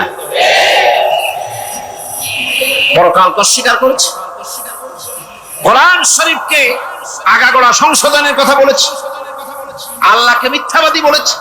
নাউজুবিল্লাহ পড়েন না কেন? নাউজুবিল্লাহি মিন যালিক। আল্লাহকে মিথ্যাবাদী বলা হয়েছে, কোরআনের সংশোধনের দাবি উঠেছে, মাদ্রাসার ভেতরে ডাকাত দুষ্ট পয়দা হয় বলা হচ্ছে।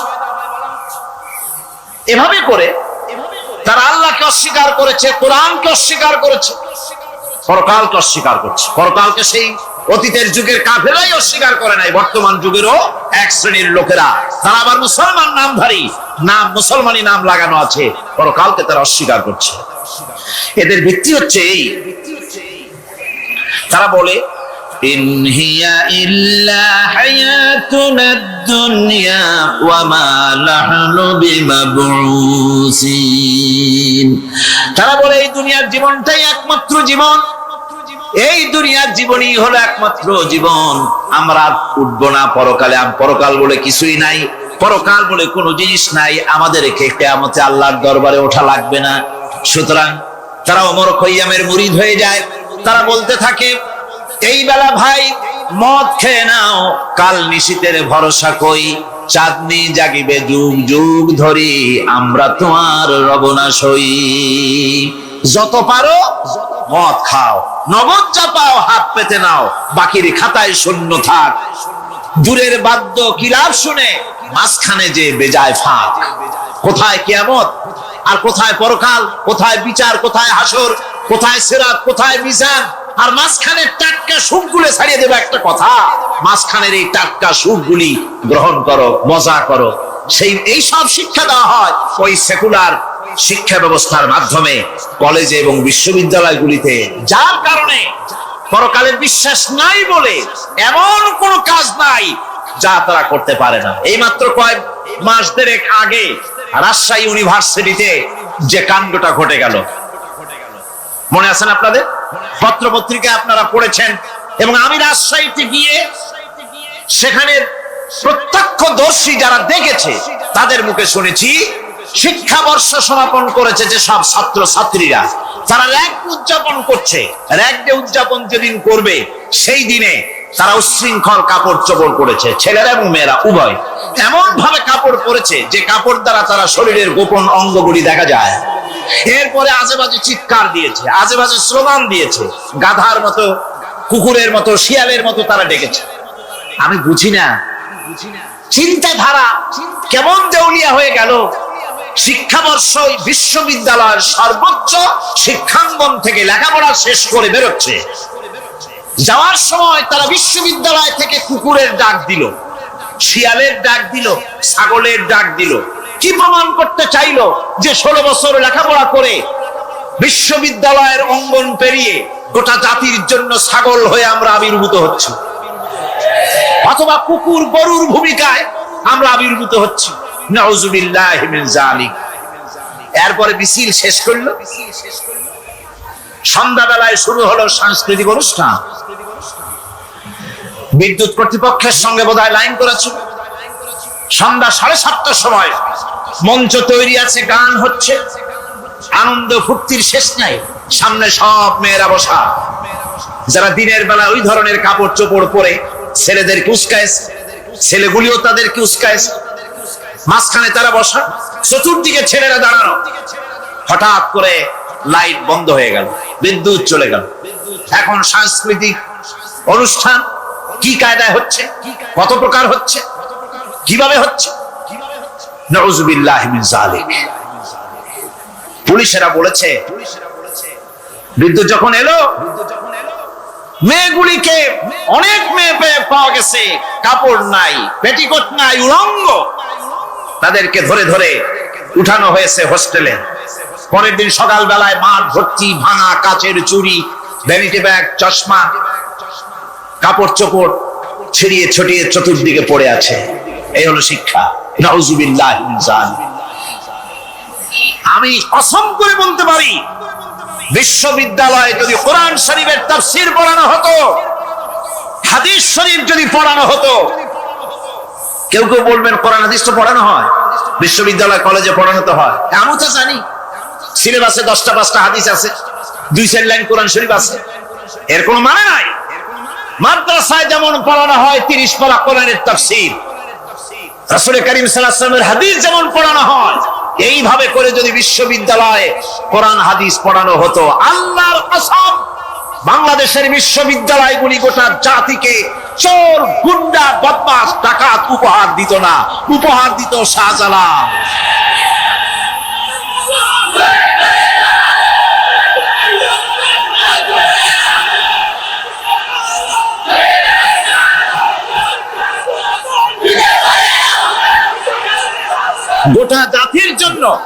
গোটা জাতির জন্য বিশ্ববিদ্যালয় সমূহ উপহার দিতে পারত। উপহার দিত শাহ মখদুম, শাহজালাল, খান জাহানারি, উপহার দিতে পারত খাজা মঈনুদ্দিন চিশতি, উপহার দিতে পারত খালিদ বিন ওলীদ, উপহার দিত সালাউদ্দিন আইয়ুবী। আল্লাহ পাক তাদের সকলের প্রতি রহম করুন, জোরে কোন আমিন। এরকম উপহার গোটা জাতিকে তারা দিতে পারত। কথা ঠিক কিনা গান? সুতরাং পরকালকে অস্বীকার করাই হচ্ছে এর মূলভূত কারণ। সেকুলার শিক্ষা ব্যবস্থা হচ্ছে এর মূলভূত কারণ। এজন্য কোরআনে কারীম আল্লাহ পাক বলছেন, লাইসাল বিররা আন তুওয়াল্লু ওয়ুজুহাকুম কিবালাল মাশরিকি ওয়াল মাগরিব। পূর্ব পশ্চিমে কয়বার মাথা ঘুরালা, এইটাই তোমার পুণ্যবান সৎ কাজ হওয়ার এটা নমুনা নয়। প্রকৃতপক্ষের সৎ কাজ হচ্ছে আল্লাহ বিশ্বাস করা এবং পরকালে বিশ্বাস ভিত্তিক জীবন গড়া। ওই কাফেররা বলতো, وقالوا ما هي إلا حياتنا الدنيا نموت ونحيا وما يهلكنا إلا الدهر।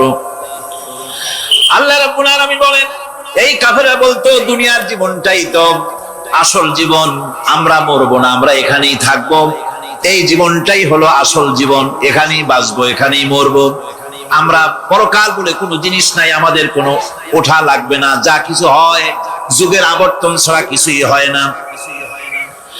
শুধু তাই নয়, এই প্রশ্ন কাফেরদের মনের ভিতরে মারাত্মক আকার ধারণ করলো। তারা বলল, আইযা মিতনা ওয়া কুন্না তুরাবান যালিকা রাজউম বাঈদ। আমরা মাটির সাথে মিশে যাব, আমরা মরে যাব, মাটির সঙ্গে মিশে যাব, তারপরে আমাদেরকে জীবিত করা হবে।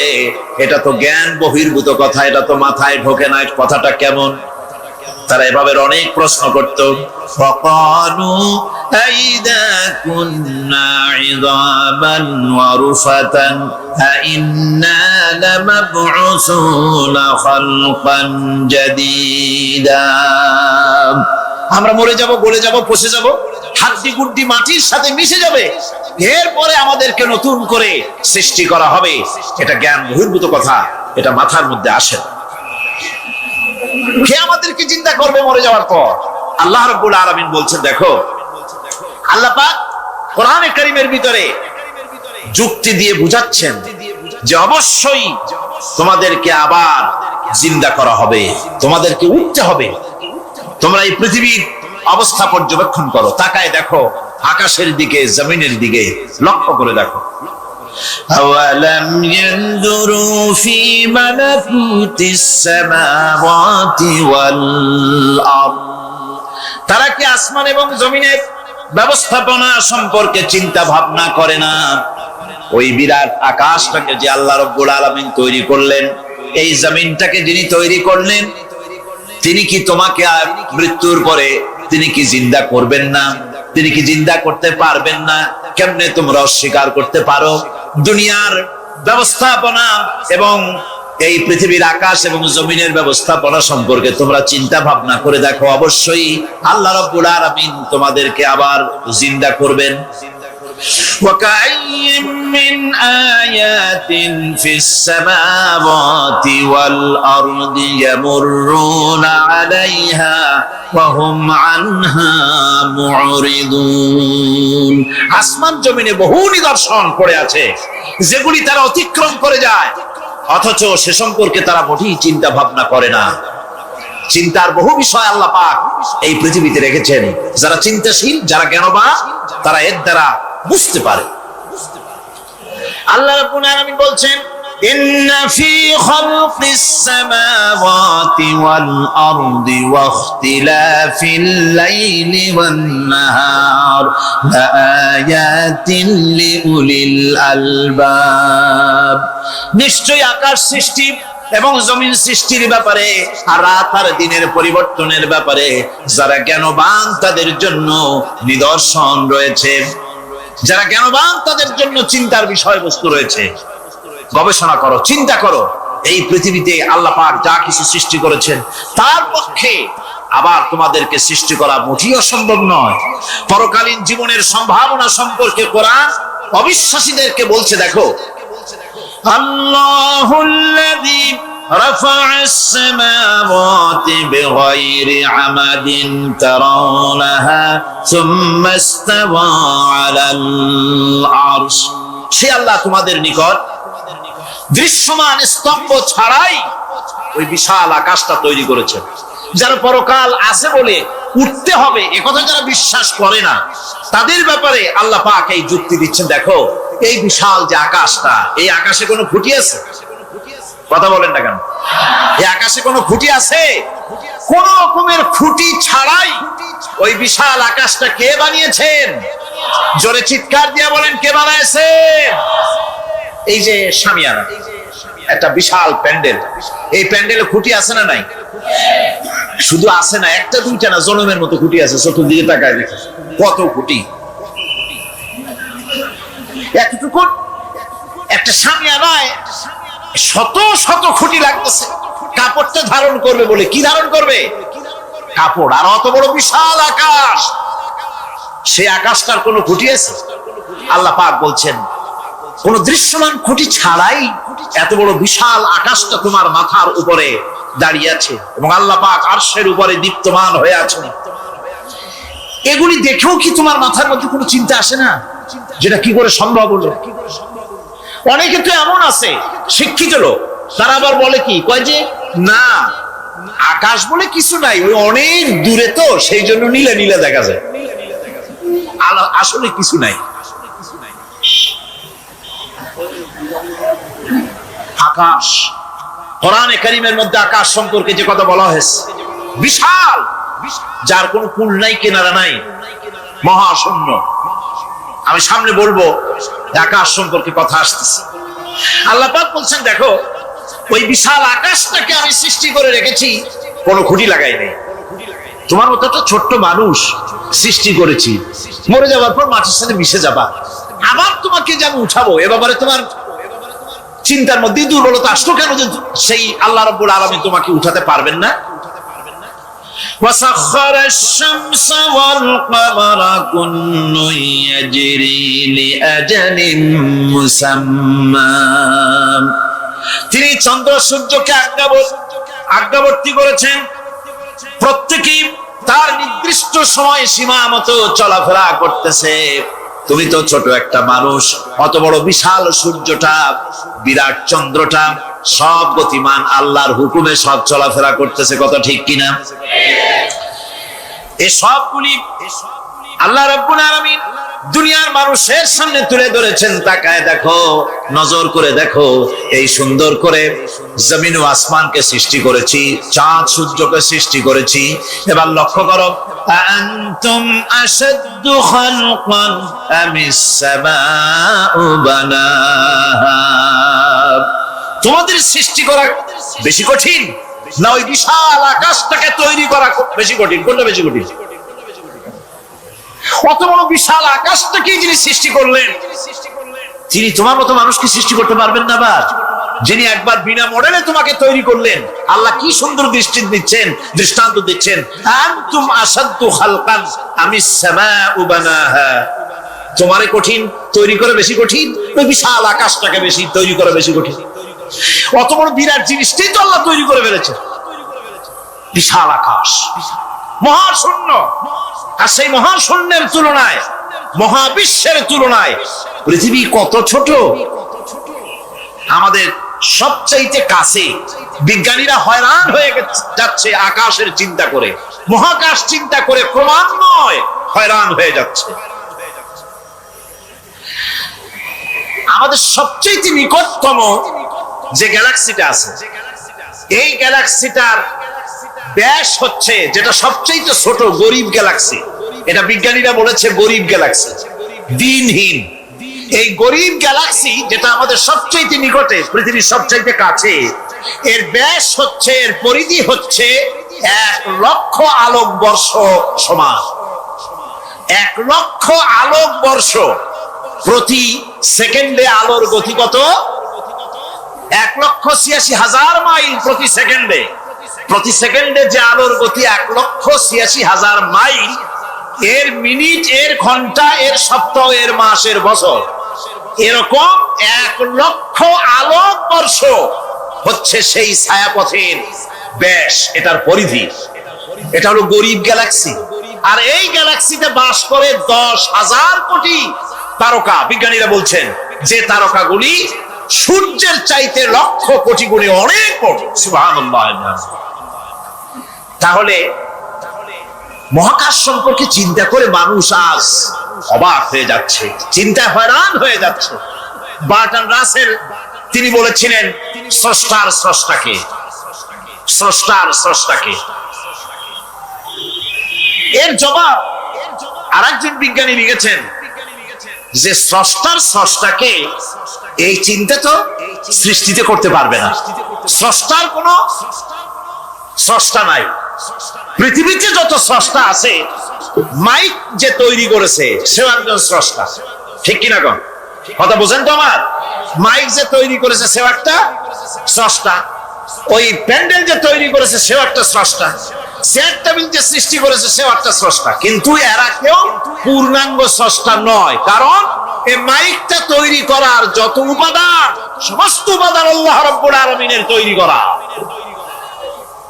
কথা ঠিক কিনা? তুমি শুধু অ্যাসেম্বল করেছো, তুমি শুধু এগুলোকে এক জায়গায় করেছো। তোমার বাপেরও ক্ষমতা নেই লোহা তৈরি করা। পারবা লোহা তৈরি করতে? আরে কথা কন না কেন মিয়া সাহেব? পারবেন লোহা তৈরি করতে? পারবেন একটা বাঁশ বানাইতে? বাঁশ হোক, লোহা হোক, যা সব বাদ দেন, মাথার একটা চুল বানাইতে পারবেন? পাট দিয়া, রং দিয়া পরচুলা বানাইতে পারবেন, কিন্তু চুলের মতো করে একটা চুল বানাইতে পারবেন না।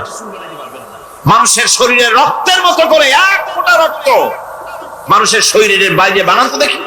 তাহলে মানুষের যখন রক্তের প্রয়োজন হয়, তখন মানুষের কাছ থেকে রক্ত ধার নেওয়া লাগতো না, ফ্যাক্টরিতে রক্ত তৈরি হয়ে থাকতো, কোনো অসুবিধা হতো না। 1 ফোঁটা রক্ত বানালো শক্তি গোটা পৃথিবী মানুষের। সুতরাং তোমরা স্রষ্টা হলেও তোমরা হচ্ছ নাকের স্রষ্টা। ধার করো, অন্যের জিনিস ধার করে বানাও। মুকাম্মাল স্রষ্টা হচ্ছেন কে? আসল স্রষ্টা কে? এরকম বললে হবে না, গায়ের সমস্ত শক্তি দিয়ে বললে আসল স্রষ্টা কে? ওই বিজ্ঞানী বলছেন যে বার্টন রাসেল বলছে স্রষ্টার স্রষ্টাকে। স্রষ্টার স্রষ্টা তুমি খুঁজে পাবে না, তোমার মাথায় ঢুকবে না। আগে সৃষ্টি চিন্তা করো। তিনি বলেছেন একটা লবণ, একটা লবণের কণা, লবণ বলেন তো, একটা লবণের কণা, 1 কণা লবণের ভেতরে যে কেলাস থাকে, এর ভিতরে যে সমস্ত উপাদান থাকে, সেই লবণের কণাগুলির মধ্যে কতগুলি উপাদান থাকে, সেই উপাদানগুলি চিন্তা করতে 1000 বার্টন রাসেলের মস্তিষ্কের প্রয়োজন।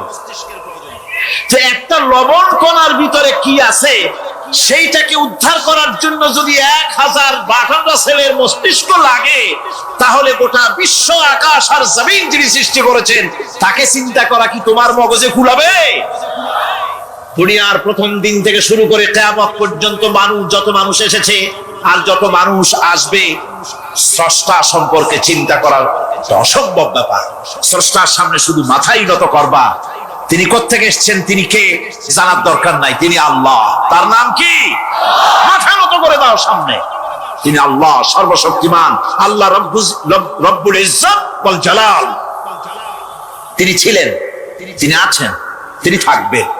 তিনি অনন্ত, তিনি অসীম, তিনি চিন্ময়, তিনি অব্যয়, তিনি অক্ষয়, তিনি শাশ্বত, যার কোনো শুরু নাই, যার কোনো শেষ নাই। সুবহানাল্লাহ। সুতরাং সেই মহান আল্লাহ রাব্বুল আলামিন তিনি বলছেন, বান্দারা তোমারে বানানো কঠিন না ওই বিশাল আকাশটা বানানো কঠিন? অত বড় বিশাল আকাশটাই তো আমি তৈরি করেছি।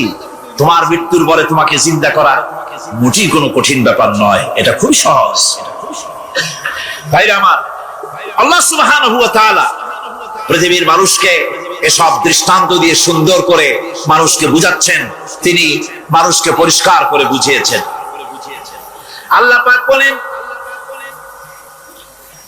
এই পৃথিবীতে এসব প্রশ্নের চূড়ান্ত জবাব দিতে গিয়ে আল্লাহ পাক বলছেন, কুল ইউহিহাল্লাযী আনশাআহা আউওয়ালা মাররা ওয়া হুয়া বিকুল্লি খালকিন আলীম। বলে দাও, তোমাদের মৃত্যুর পরে সেই আল্লাহ রাব্বুল আলামিন তোমাদেরকে জিন্দা করবেন, যিনি তোমাদেরকে প্রথমবারে তৈরি করেছিলেন। প্রথমে যিনি সমস্ত জিনিস সৃষ্টি করেছেন, ওই আল্লাহ রাব্বুল আলামিন তোমাদেরকে আবার জিন্দা করবেন। আর এসব জিনিসকে খেল তামাশার বিষয়বস্তু করে তৈরি করা হয় নাই।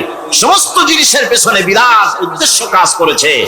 একটা লক্ষ্য নিয়ে, সামনে নিয়ে, উদ্দেশ্য নিয়ে আল্লাহ তৈরি করেছে।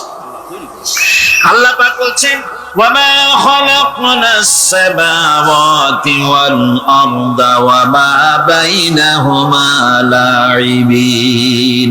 এই পৃথিবীতে আকাশ, ওই বিশাল আকাশ এবং জমিন এবং এর মধ্যস্থিত কোন জিনিসকে আমি খামোখা তৈরি করি নাই, খেল তামাশার বিষয়বস্তু হিসাবে তৈরি করি নাই।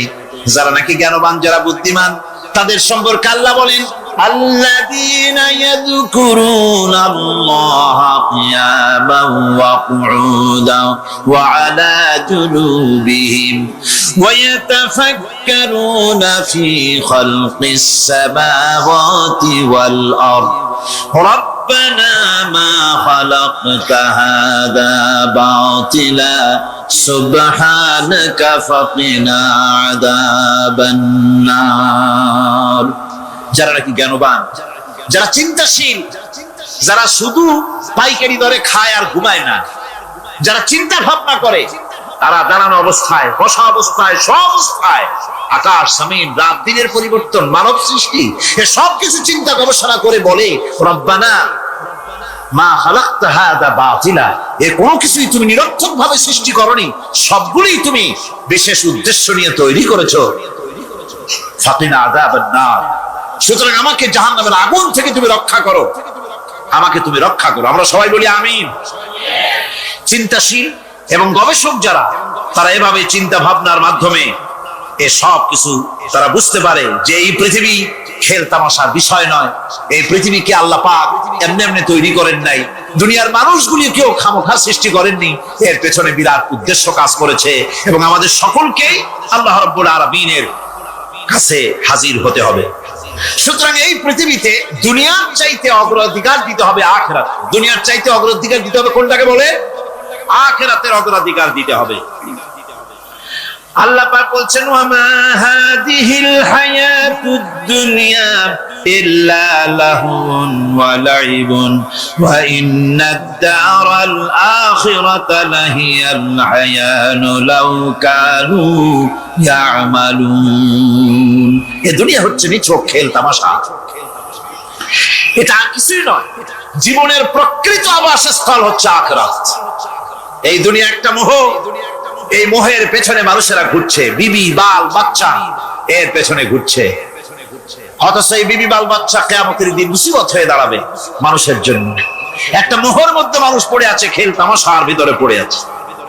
আল্লাহ পাক বলছেন কুল মাতাউদ দুনিয়া কালিলুন ওয়াল আখিরাতু খায়রুল লিমান ইত্তাকা।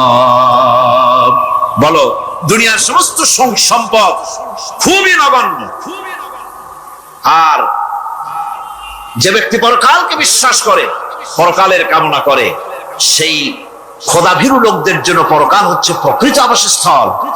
সেই জায়গাটাই হলো আসল জায়গা। ওই জায়গার জন্য কিছু তৈরি করতে হবে।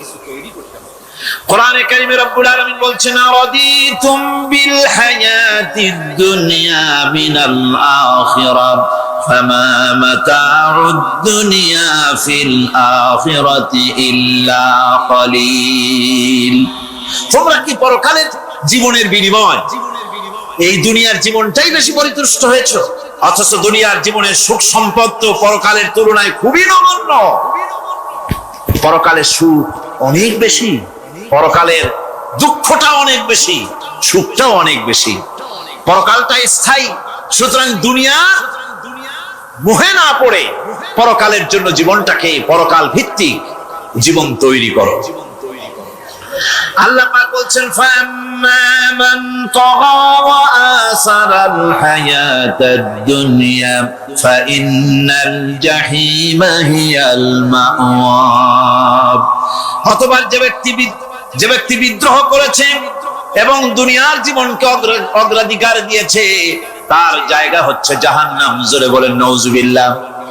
যে ব্যক্তি আল্লাহর সঙ্গে বিদ্রোহ করেছে আর পরকালের জন্য পাথর জোগাড় করে নাই, দুনিয়াকে অগ্রাধিকার দিল, পরকালকে ভুলে গেল, তার জায়গা হলো জাহান্নাম। ওয়াম্মা মান খাফা মাকামা রাব্বিহি ওয়া নাহান নাফসা আনিল হাওয়া ফাইন্নাল জান্নাতা হিয়াল মাওয়া। আর যে ব্যক্তি আপন প্রভুর সামনে উপস্থিত হওয়াকে ভয় করেছে এবং আপন প্রবৃত্তিকে লালসা মুক্ত করেছে, লালসার হাত থেকে রক্ষা করেছে, আল্লাহ রাব্বুল আলামিন কিয়ামতের দিন তার জন্য রেখে দিয়েছেন জান্নাত। তার জন্য কোন জায়গা? জান্নাত। আমাদেরকে পরকাল ভিত্তিক জীবন যাপন যদি করি তাহলে কবরের জবাবগুলি খুব আসান হবে। আর যদি পরকাল ভিত্তিক জীবন যাপন না হয়, কবরটা মুসিবত হয়ে যাবে। হযরত ওসমান রাদিয়াল্লাহু তাআলা আনহু কবরের কাছে গিয়ে খুব কাঁদতেন। সাহাবায়ে কেরাম প্রশ্ন করেছেন, হুজুর রাসূল করিম সাল্লাল্লাহু আলাইহি ওয়াসাল্লাম যখন জান্নাত ও জাহান্নামের ওয়াজ করেন তখনও তো এত বেশি আপনি কাঁদেন না, যত বেশি কাঁদেন কবরের কাছে এসে, কারণ কি? হযরত ওসমান রাদিয়াল্লাহু তাআলা আনহু বলতেন, আমার সাথীরা, আমি আমার হাবিবের কাছে, আল্লাহ রাব্বুল আলামিনের রাসূলের কাছে আমি শুনেছি এই কবরটাই হলো প্রথম স্টেশন, এই কবরটাই হলো প্রথম ইমিগ্রেশন কাউন্টার। এই জায়গায় কেউ যদি ধরা পড়ে যায়, কারো যদি চার্জশিট হয়ে যায়, সব জায়গায় ধরা পড়ে যাবে। হাসরে মিজানে সিরাতে কোনো জায়গায় নাজাত পাবে না। আর এই কবরটা যদি কেউ মুক্তি পেয়ে যায়, মিজান সিরাত হাসর সব জায়গা থেকে আল্লাহ তাআলা ভালোভাবে পার করে দিবেন। এটা হলো আসল জায়গা, মারাত্মক জায়গা, খুব মারাত্মক জায়গা। আমি এটাকে ইমিগ্রেশন কাউন্টার বলেছি আমার ভাষায়। ইমিগ্রেশন কাউন্টার যারা বিদেশ ভ্রমণ করেছেন তারা জানেন। লন্ডন যাবেন, আমেরিকা যাবেন, সৌদি আরব যাবেন, যে কোনো বিদেশে যাবেন, গেলেই পাসপোর্ট তারা দেখবে। পাসপোর্টে আপনার ন্যাশনালিটি কোনটা সেটাই তারা জানতে চাইবে। আপনি কোন দল করেন এটা তারা জানতে চাইবে না। আপনি কোন ভাষায় কথা বলেন তাও তাদের জানার দরকার নেই। প্রথমেই তারা আপনার ন্যাশনালিটি দেখবে, আপনার আইডেন্টিটি কি তারা জানতে চাইবে। তারপরে যদি স্যাটিসফ্যাক্টরি হয় আপনাকে ভিসা দিয়ে ভেতরে ঢোকবার ব্যবস্থা করে দেবে। আর যদি তারা স্যাটিসফাইড না হয় তাহলে আপনাকে মেহমান খানায় ঢুকানো হবে গ্রেফতার করে। আপনি আন্দাজ এখানে আসছেন কেন? এই জন্য খবর হচ্ছে এ ধরনের একটি ইমিগ্রেশন কাউন্টার, কবরের ভিতরে মানুষ যখনই রাখা হবে সঙ্গে সঙ্গে দুজন ফেরেশতা আসবে। কবরের কাছে যারা এসেছিল দাফন হয়ে যাওয়ার পর এই লোকগুলি 40 কদম যেতে যতক্ষণ লাগে এর মধ্যেই দুজন ফেরেশতা এসে যাবে, এসে জিজ্ঞেস করবে মান রব্বুকা, তুমি কোন দল করতে? ওটা তাদের জানার দরকার নেই। চাকরি কিসে করতেন ওটা জানার দরকার নেই। ব্যবসা করতেন না চাকরি করতেন প্রয়োজন নেই। প্রথমেই জিজ্ঞাসা করা হবে ন্যাশনালিটি, প্রথমেই জিজ্ঞাসা করা হবে তার ন্যাশনালিটি সম্পর্কে, তার আইডেন্টিটিটা কি, এবং সেটাকে সত্যায়িত করার জন্য বোঝার জন্য 3টি প্রশ্ন। প্রথম প্রশ্ন মান রব্বুকা ওয়া মা দীনুকা ওয়া মান নাবিয়ুকা, তোমার রব কে, তোমার দ্বীন কি, তোমার নবী কে। যদি এই ব্যক্তি বেঈমান হয়, মুনাফিক হয়, সে বলবে হায় হাতা লা আদরি, হায় হাতা লা আদরি, জানি না আমার রবকে, আমি জানি না। তোমার দিন কি, দিন কারে কয় বুঝি না। এরপরে আল্লাহর নবী জনাবে মুহাম্মদ রাসূলুল্লাহ সাল্লাল্লাহু আলাইহি ওয়াসাল্লাম কে দেখানো হবে, বলা হবে মা কুনতা তাকুলু ফি হাদার রাজুল, এই ব্যক্তি সম্পর্কে তোমার ধারণা কি নিকে, বলবে আমি চিনি না। নাউযুবিল্লাহ। বাস এরপরে তার যা হবার তাই শুরু হয়ে যাবে। আর যদি বান্দাটা মুমিন হয়, প্রশ্ন করা হবে মান রব্বুকা, জবাব দেবে রব্বি আল্লাহ, আমার রব আল্লাহ রাব্বুল আলামিন। ওয়া মা দীনুকা, দীনুনা ইসলাম, আমার দিন হচ্ছে ইসলাম। এরপরে আল্লাহর নবীকে দেখানো হবে। কয়েক রকমের বর্ণনা আছে, কোন বর্ণনায় আছে হুজুরের আকারে দেখানো হবে অথবা রাসূলকে সরাসরি দেখানো হবে। বলা হবে মা কুনতা তাকুলু ফি হাদার রাজুল, এই লোকটি সম্পর্কে ধারণা কি। মুমিন ব্যক্তি বলবে হাদা নবিয়ুনা মুহাম্মাদুর রাসূলুল্লাহ সাল্লাল্লাহু আলাইহি ওয়াসাল্লাম, ইনি আমার তো সেই নবী মুহাম্মাদুর রাসূলুল্লাহ সাল্লাল্লাহু আলাইহি ওয়াসাল্লাম। আমরা যদি এই রকমের জবাব দিতে পারি আল্লাহ কবুল করো। সকলে জোরে বলেন আমিন। জবাব হয়ে যাওয়ার পর গায়ব থেকে আওয়াজ আসবে ফাফরিসু বিল জান্নাতি ওয়ালবিসু বিল জান্নাহ, ও আমার ফেরেশতারা আমার এই বান্দাকে জান্নাতের পোশাক পরায়া দাও আর কবরটাকে জান্নাতের বিছানা বিছায়া দাও। জান্নাতের পোশাক পরায় না, জান্নাতের বিছানা বিছায়া দাও। ইলা মাদ্দা বাসারিহি, তার চোখের দৃষ্টি যত দূর যায় কবরটা ততটা প্রশস্ত করে দাও। এরপর বেহেশতের পোশাক পরাইয়া বেহেশতের বিছানা বিছায়া ফেরেশতা বলবে নূম কানাউমুল উরুস, ঘুমিয়ে যাও। দুলামিয়া যেমন বাসর সজ্জায় নতুন বউ নিয়ে আরামে ঘুমায়, এরকম আরামে ঘুমায় যাও। ইলা ইয়াউমিল কিয়ামা, কিয়ামত পর্যন্ত ঘুমায় আরামে ঘুমিয়ে থাকবে। এরপরে সিংহায় ফুৎকার হবে, সিংহার ফুৎকারের আওয়াজে তার ঘুম ভেঙে যাবে। বলবে ইয়া ওয়াইলানা মান বা'সানা মিন মারকাদিনা, হায় আফসোস আমার এত আরামের ঘুম থেকে কে আমাকে জাগ্রত করলো, আমার ঘুমটারে নষ্ট করলো কে।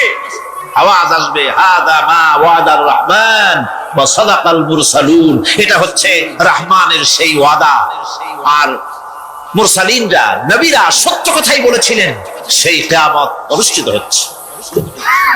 আমার বন্ধুগণ, সেজন্য এই দুনিয়ার মোহে পড়ে থাকলে পরে দুনিয়ায় যারা অগ্রাধিকার দিবে দুনিয়াকে পরকালের তুলনায়, জবাব দিতে পারবে না কবরের ভিতরে গিয়া। আর যারা পরকালকে অগ্রাধিকার দিবে, দুনিয়ার চাইতে পরকালকে বেশি অগ্রাধিকার দেবে আর আল্লাহর ভয় কলিজার ভিতরে রাখবে, কবরের জবাব সঠিকভাবে দিতে পারবে, কিয়ামতের দিন আল্লাহ রাব্বুল আলামিন তাদের জন্য জান্নাত দান করবেন। জোরে বলেন আমিন। দুনিয়াটা হচ্ছে দুনিয়া যেখানে আমরা আসি। আমি আগেই বলেছি দুনিয়া হচ্ছে আত্মা শব্দ থেকে এর উৎপত্তি হয়েছে। তুচ্ছ, নিকৃষ্ট, এটার দাম নাই, এটার মূল্য নাই। হযরত ইবনে কাইয়িম রাহিমাহুল্লাহ নওয়ারাল্লাহু মারকাদাহু ওয়া জাআলাল জান্নাতা মাসওয়াহু, হযরত ইবনে কাইয়িম তিনি বলছেন, সুন্দর করে বলছেন দুনিয়া সম্পর্কে, মা মাদা ফিদ দুনিয়া আহলামুন ওয়া মা বাকিয়া মিনহা আমানি ওয়াল ওয়াক্তু বাইনাহুমা দাইউন। মা মাদা ফিদ দুনিয়া আহলামুন, জীবনের যে অংশ ফেলে এসেছি সেটা আজ একটা স্বপ্ন। ওয়া মা বাকিয়া মিনহা আমানি, আর জীবনের যে অংশ সামনে বাকি আছে সেটা এখন একটা আকাঙ্ক্ষা। ওয়াল ওয়াক্তু বাইনাহুমা দাইউন, আর এর মাঝখান থেকে সময় সব চলে যাচ্ছে। কত বড় কথা চিন্তা করেছেন? জীবনের যে অংশ ফেলে এসেছি তা আজকে স্বপ্ন, তা আজ কি বলেন? স্বপ্ন। আর সামনে যা আছে সেটা আকাঙ্ক্ষা, আর মাঝখান থেকে সময় সব চলে যাচ্ছে। এরপরে তিনি বলছেন, وَمَنْ يَسْحَبِ الدُّنْيَا يَكُنْ مِثْلَ قَابِضٍ عَلَى الْمَاءِ خَالَتْهُ فُرُوجُ الْأَصَابِعِ। দুনিয়াদারের অবস্থা হচ্ছে কেউ যদি দুই হাতে পানি খামসায় ধরে, দুই হাতে কি ধরছে বলে? দুই হাতে পানি খামসায় ধরেছে, খুব মজবুত করে ধরেছে, 2 মুঠ পানি। বলেন থাকবে কতটুকু? কতটুকু থাকবে? এক ফোঁটাও থাকবে না, কারণ তার আঙ্গুলের ফাঁক তার সাথে খেয়ানত করবে, আঙ্গুলের ফাঁক দিয়া পানিগুলি সব বেরিয়ে চলে যাবে। সুতরাং দুনিয়া যারা চায় তারা ঠিক পানি খামসায় ধরলে পানি যেমন হাতের ভেতর থেকে খেয়ানত করে চলে যায়, যারা দুনিয়া চায় দুনিয়াও তাদেরকে এভাবে ফাঁকি দিয়ে চলে যায়। তবুও দুনিয়ার মায়া মানুষের এত বেশি। আল্লাহর নবী বলেন, লাউ কানা লি ইবনি আদামা ওয়াদিন মিন যাহাবিন লাহাব্বা ইয়াকুনা লাহু সারিন। এই পৃথিবীতে যদি কাউকে একটা মাঠ ভরে যদি সোনা দেওয়া যায়, লোকটা বলবে রব্বুল আলামিন, আমি যদি আরেকটা মাঠ এরকম সোনা ভরা পেতাম। দ্বিতীয় আরেকটা মাঠ দেওয়া হলে আবার বলবে যদি তৃতীয় আরেকটা মাঠ সোনা ভরে যদি পেতাম। নবীজি বলেন, ওয়ালা ইয়ামলাউ জাওফু ইবনু আদামা ইল্লা তুরাব। এটা করতে হবে, আখিরাতের জবাবদিহিমূলক জীবন যাপন করতে হবে। আপনি ব্যবসা করবেন, ওজনে কম দিতে পারবেন না, আপনি খাদ্যে ভেজাল দিতে পারবেন না, চুরি করতে পারবেন না, ডাকাতি করতে পারবেন না, জেনা করতে পারবেন না, বদমাশি করতে পারবেন না, মদ খেতে পারবেন না, সন্ত্রাসী হতে পারবেন না, হাইজ্যাকার হতে পারবেন না, চাঁদাবাজ হতে পারবেন না, মুনাফাখোর হতে পারবেন না, আপনি চোরা কারবারি হতে পারবেন না, ঘুষখোর হতে পারবেন না, সুদখোর হতে পারবেন না। এই সব কাজ পরকালকে বিশ্বাস করলেই এ সমস্ত কাজ থেকে মানুষ বিরত থাকতে পারে। কথা ঠিক কিনা? এটাই হচ্ছে।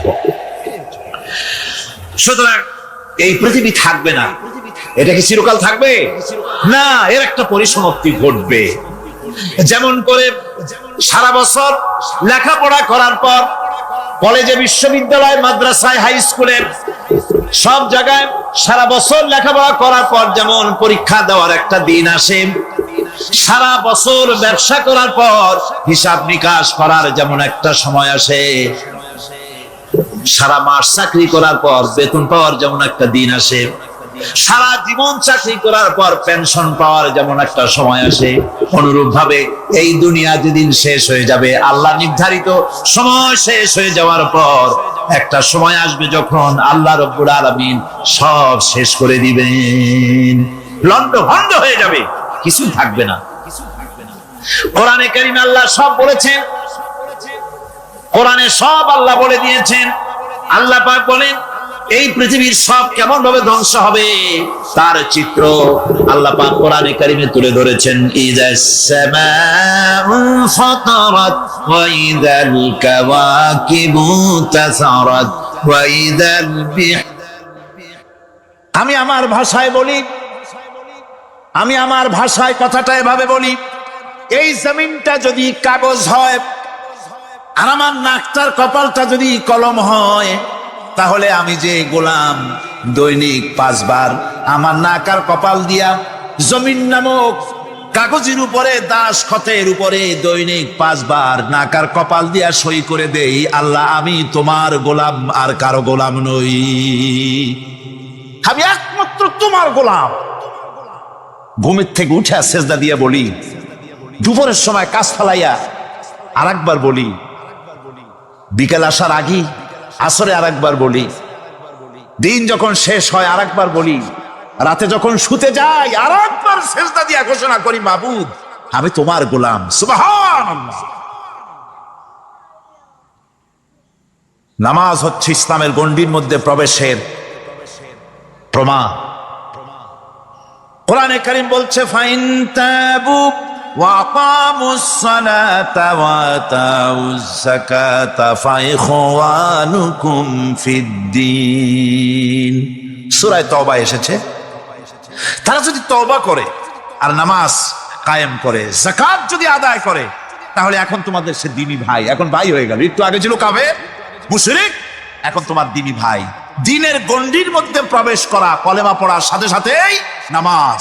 নামাজ হচ্ছে দ্বীনের প্রধান গেট, দ্বীনের প্রধান তোরণ। দ্বীনের মধ্যে প্রবেশ করার জন্য এই গেট দিয়ে প্রবেশ করতে হবে। সুতরাং এই নামাজের এতই গুরুত্ব দেওয়া হয়েছে। ইসলাম যদি ক্ষমতায় আসে, আল্লাহ যেন এনে দেন, জোরে কোন আমিন। ইসলাম যদি ক্ষমতায় এসে যায়, রব্বুল আলামিন তাফসীরে মাহফিল কোরআন সামনে নিয়ে আশা করে তোমার দরবারে দোয়া করি, এই বিশাল জনসমুদ্রের দোয়া কবুল করো মাবুদ গো, এই বাংলাদেশকে ইসলামের দেশ বানাইয়া দাও। দেশটা যদি ইসলামের হয়ে যায়, আইন যদি আল্লাহর হয়, শাসন যদি সৎ লোকেরা করে, রব্বুল আলামিন কোরআন শরীফে বলেন, তাহলে তারা 4টা কাজ করবে। আল্লাযীনা ইম্মাক্কান্নাহুম ফিল আরদ আকামুস সালাতা ওয়া আতাউজ যাকাত ওয়া আমারু বিল মা'রুফি ওয়া নাহাউ আনিল মুনকার। মুমিনেরা ক্ষমতায় এসে প্রথম যে কাজটা করবে, প্রথমে ক্ষমতা এসেই নামাজ বাধ্যতামূলক করবে। প্রথম কি?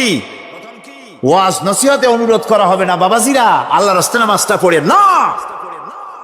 রেডিও এবং টেলিভিশনের মাধ্যমে রাষ্ট্রপ্রধান অর্ডার করে দিবেন, আজ থেকে বাংলাদেশের 12 কোটি তাওহীদি জনতা, নারী পুরুষ যারা আকেল বালিগ, সকলের জন্য নামাজ বাধ্যতামূলক, নামাজ পড়তেই হবে। এটা অর্ডার। বেলা যখন 1টা বেজে যাবে, বেলা যখন 1টা বাজবে, সমস্ত মসজিদে আজান শুরু হয়ে যাবে। আজানের সাথে সাথে অফিস, আদালত, কল কারখানা, ক্ষেত খামার, শিক্ষাঙ্গন সব ডেডলক হয়ে যাবে। আধা ঘন্টার জন্য বন্ধ হয়ে যাবে। যারা মুসলমান অফিসে, কলেজে, ইউনিভার্সিটিতে, সর্বত্র তারা নামাজের জন্য প্রস্তুতি নেবেন। আধা ঘন্টার ভিতরে নামাজ আর খানা সেরে আবার কলেজ চলবে, বিশ্ববিদ্যালয় চলবে, কল চলবে, কারখানা চলবে, ক্যান্টনমেন্ট চলবে, সেক্রেটারিয়েট চলবে, সব আপন গতিতে চলতে থাকবে। আল্লাহর রহমত, বরকত আকাশ থেকে নাজিল হয়ে যাবে। আর এই অর্ডার যে দেওয়া হবে, নামাজ পড়বেন, নামাজ পড়বেন সেখানে। থানায় যখন আজান হবে, থানায় আজান হয়ে গেছে, থানার স্টাফ, পুলিশ যারা আছে জামাতে খাড়া হয়ে যাবে, ইমামতি করবেন ওসি সাহেব। এসপির অফিসে এসপি সাহেব ইমামতি করবেন, ডিসি সাহেব তার অফিসে ইমামতি করবেন, মন্ত্রী সেক্রেটারিয়েট ইমামতি করবেন, প্রেসিডেন্ট বঙ্গভবনে ইমামতি করবেন, বিশ্ববিদ্যালয়ের ভাইস চ্যান্সেলরের ইমামতিতে সে জায়গার মুসলমান ছাত্র ছাত্রী, শিক্ষক শিক্ষয়িত্রী এক জামাতে নামাজ আদায় করবে। এই যদি হয় চিত্র দেশের, অপরাধ থাকবে। থানায় ওসি সাহেব নিজেই যদি জামাতের ইমামতি করেন, এইভাবে নামাজ আদায় করেন পুলিশদের নিয়ে জামাতে, ঘুষ আর খাবে তারা? এসপি সাহেবের অফিসে, ডিসি সাহেবের অফিসে মন্ত্রীরা যদি এভাবে নামাজ কায়েম করে, তাহলে কি অন্যায় অপরাধ কিছু থাকবে সমাজে? থাকবে না। সুতরাং নামাজ বাধ্যতামূলক করে দেওয়া হবে। নামাজ বাধ্যতামূলক, সকলকে নামাজ পড়তে হবে। নামাজ হচ্ছে অপকর্মের প্রতিবন্ধক। নামাজ পড়লে অন্যায় কাজ থেকে বাঁচার পথ। অন্যায় থেকে বাঁচাই কিসে? নামাজ। আল্লাহ রাব্বুল আলামিন বলেন, উতলু মা উহিয়া ইলাইকা মিনাল কিতাবি ওয়া আকিমিস সালাম ইন্নাস সালাতা তানহা আনিল ফাহশাই ওয়াল মুনকার। হে নবী, এই কিতাব তেলাওয়াত করো যা তোমার প্রতি অবতীর্ণ করা হয়েছে। এই কিতাব তেলাওয়াত করো আর নামাজকে প্রতিষ্ঠা করো। নিঃসন্দেহে নামাজ মানুষকে পাপাচার থেকে বাঁচায়া দেয়। অশ্লীলতা পাপাচার থেকে মানুষকে বাঁচায় কে? জোরে চিল্লায় কোন কে? নামাজ। এই নামাজ মানুষকে অন্যায় কাজ থেকে বাঁচায় দেয়। নামাজ যে মানুষকে অন্যায় কাজ থেকে বাঁচায়, কেমনে বাঁচায়? আমরা যে নামাজ পড়ি, এই নামাজে তো আমাদেরকে অন্যায় কাজ থেকে বাঁচাইতে পারে না। নামাজি বহুত মানুষ আছে অন্যায় করে, করে কিনা কন? না করে না? করে। নামাজি অথচ অন্যায় করে। আর আল্লাহ বলছেন নামাজিকে, নামাজ তাকে অশ্লীলতা থেকে ফিরায়। তাহলে কথা কাটটা ঠিক? আল্লাহটা জোরে বলেন, কাটটা ঠিক? অবশ্যই আমার আল্লাহর কথা হক। আমি ভুল করতেছি না, আমি যেন কোথাও ভুল করতেছি, সামথিং ইজ রং, কোথাও যেন আমরা ভুল করে বসতেছি, সেই ভুলটা কি আমরা আবিষ্কার করতে চেষ্টা করবো ইনশাআল্লাহ। প্রথম যে কথাটা সেটা হচ্ছে যে আমরা যা নামাজে পড়ি আমরা তা বুঝি না। কথা ঠিক কিনা? আমি যদি এখন প্রশ্ন করি সামি আল্লাহু লিমান হামিদা অর্থ কি কন, ফার্স্ট ডিভিশনে কয়েকটা লেটার নিয়ে ফেল করবেন, এরকম লোক আছেন না নাই? সুবহান রাব্বিয়াল আলা অর্থ কি জানি না। সুবহান রাব্বিয়াল আযীমের অর্থ কি জানি না। দোয়া কুনুত অর্থ কি জানি না। তাশাহুদ অর্থ কি জানি না। সূরা ফাতিহার অর্থ কি জানি না। এমন কি উযুর মধ্যে কয়টা ফরজ তা অনেকের জানা নাই।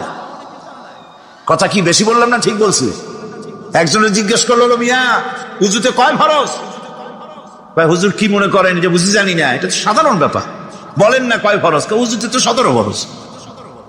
কি কি কয়? হাত ধোয়া, পাও ধোয়া, মুখ ধোয়া, নাক ধোয়া, চোখ ধোয়া, জিহ্বা ধোয়া, মাথা ধোয়া। বলতে বলতে গুনে দেখা গেল প্রায় 19টার মতো বলছে। বলা হলো, মিয়া বললেন আপনি উযুতে ফরজ 17টা, কইলেন আপনি 19টা। কয় হুজুর জানি আরো, বলি না আপনাদের ভয়তে। উযু জানে না, নামাজ জানে না, তাকে এই নামাজ কেমনে ফিরাবে অন্যায় কাজ থেকে? কথা বুঝতে পেরেছে?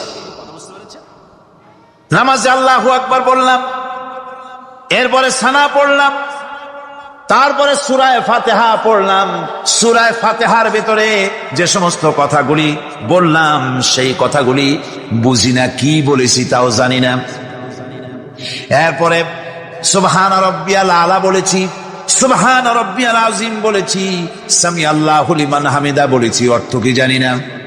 আল্লাহ তা শুনতে পান, যে ব্যক্তি আল্লাহর প্রশংসা করেন তিনি তা শুনতে পান। নামাজের মধ্যে আইডিয়া দেওয়া হচ্ছে, তুমি যে আল্লাহর জন্য নামাজ পড়তেছো, প্রশংসা করতেছো, এটা এমন নয় যে আল্লাহ পাক দেখছেন না বা শুনতেছেন না। তুমি যা বলতেছো, প্রশংসা করতেছো, আল্লাহ পাক তা শুনতে পাচ্ছেন। সামি আল্লাহু লিমান হামিদা, সুবহান রাব্বিয়াল আলা।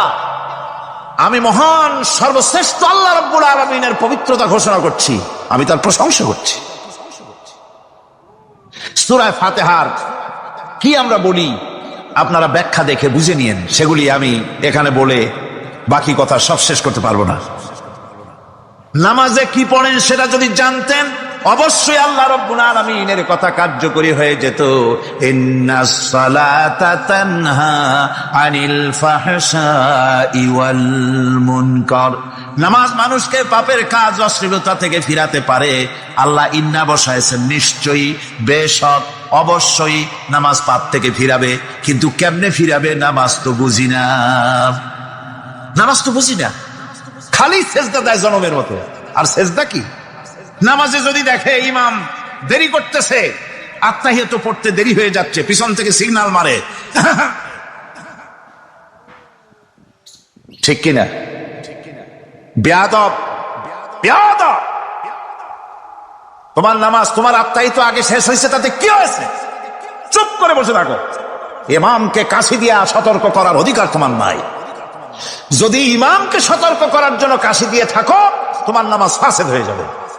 এটা ফাজদামি করার জায়গা না, এটা নামাজ। এর নাম কি? ধীরে সুস্থে নামাজ পড়তে হবে। অনেকে মসজিদটারে মনে করে জেলখানা, ঢুকতে যত দেরি, বেরোতে পারলে যেন বাসে যান ছটফট করে। সিনেমার মধ্যে গিয়ে ঘন্টার পর ঘন্টা বসে থাকে, খারাপ লাগে না? মসজিদে কেরাত যদি একটু লম্বা পড়ে, পিছনে বসে খালি কি যে করে, মনে মনে বলতে থাকে যে ইমাম এমন কাঁচা ছাড়া ছাড়ি না।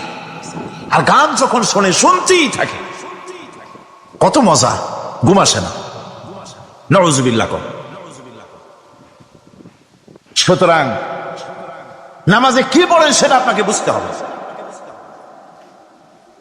সঠিকভাবে নামাজ পড়ার পরও যদি কোনো মানুষের সঠিকভাবে, ভালো করে শোনেন, সঠিকভাবে নামাজ পড়ার পরেও যদি কোনো মানুষ পাপের থেকে না ফেরে, তাহলে বুঝতে হবে একথা, পানি আর সাবান দিয়া কাপড় ধুলে কাপড়ের ময়লা যাবে, কিন্তু পানি আর সাবান দিয়া কয়লা জনমের মতো ধুইলেও কয়লার ময়লা যাবে না।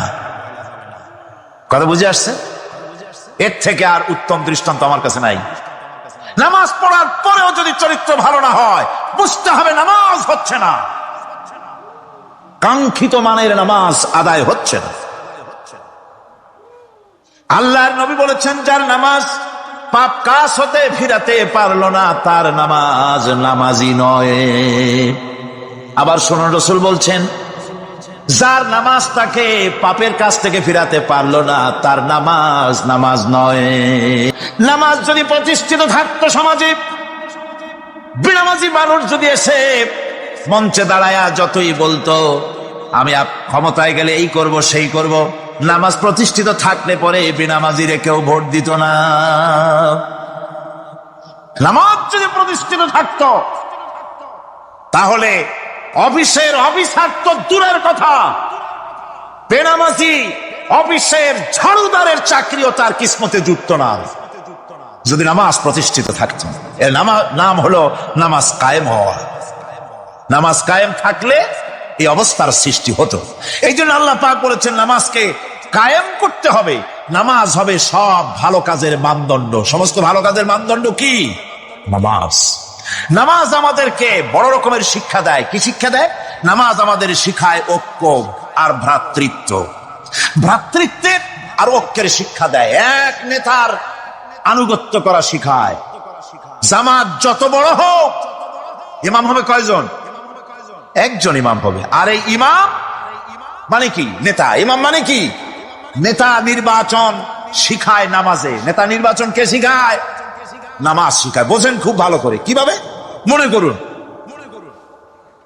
চট্টগ্রাম শাহী মসজিদে ইমাম প্রয়োজন। এখন সেই ইমাম নেওয়ার জন্য ইন্টারভিউ কল করা হলো, বিজ্ঞাপন দেওয়া হলো পত্রিকায়। অনেক আলেম আসলেন। ইন্টারভিউ বোর্ডে যারা বসলেন, তারা ইন্টারভিউটা কিভাবে নেবেন? যার মাথার চুল লম্বা বেশি তার ইমামতি দেওয়া হবে, যার লুঙ্গিটা পায়ের গিরার তলে তারে দেওয়া হবে, যার মোস্তা মুখের মধ্যে গিয়া ঢুকছে, হাসি দিলে বুঝাই যায় না হাসে না কান্দে, তারে দিবে। দাড়িগুলা কামাইছে তারে দেবে। সিগারেট খায়, বা অবশ্য চট্টগ্রাম আর সিলেটে সিগারেটের ফতোয়া ভিন্ন রকম।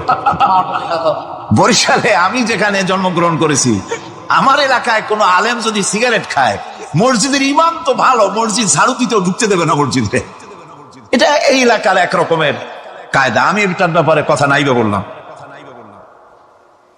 তো আপনারা খুঁজে দেখবেন সে সিনেমা দেখে নাকি, মিথ্যা কথা বলে নাকি, বউ পর্দায় থাকে নাকি। এগুলি মাইক্রোস্কোপ যন্ত্র দিয়ে ইমামের মাথা থেকে পা পর্যন্ত দেখবেন কিনা কন? আচ্ছা, এবার কন তো দেখি, এই ইমাম সাহেব ইমামতি করবে কতজন লোকের? 500, 1000। শাহী মসজিদে ধরেন 5000 লোক হইল। 5000 লোক, 5000 লোকের ইমাম নির্বাচনের সময় পা থেকে শুরু করে মাথা পর্যন্ত দেখেন, এমনকি বউ পর্যন্ত। বউমনি আনিয়ে দেখেন না, পর্দায় থাকে কিনা এইটা আপনারা দেখেন, ঠিক কিনা? এ খবরটা নেন। 5000 লোকের একটা ইমাম বানাতে গিয়ে মাইক্রোস্কোপ যন্ত্র দিয়ে দেখেন মোষ কেমন, দাড়ি কেমন, চুল কেমন, পাও কেমন, হাত কেমন, হাতে নখ লম্বা কিনা, দাঁতে ছাতা কিনা, বউ পর্দায় থাকে কিনা, মিথ্যা কথা কয় কিনা, এত দেখেন। আর যখন নির্বাচন আসে তখন 2.5 থেকে 3 লক্ষ মানুষের জন্য একজন এমপি নির্বাচিত হয়। সেই ইমামকে বাছাই করার জন্য নামাজ পড়ে কিনা, জিনাকার কিনা, মদখোর কিনা, সুদখোর কিনা, ঘুষখোর কিনা, বদমাশ কিনা বাছাই করা হয় না।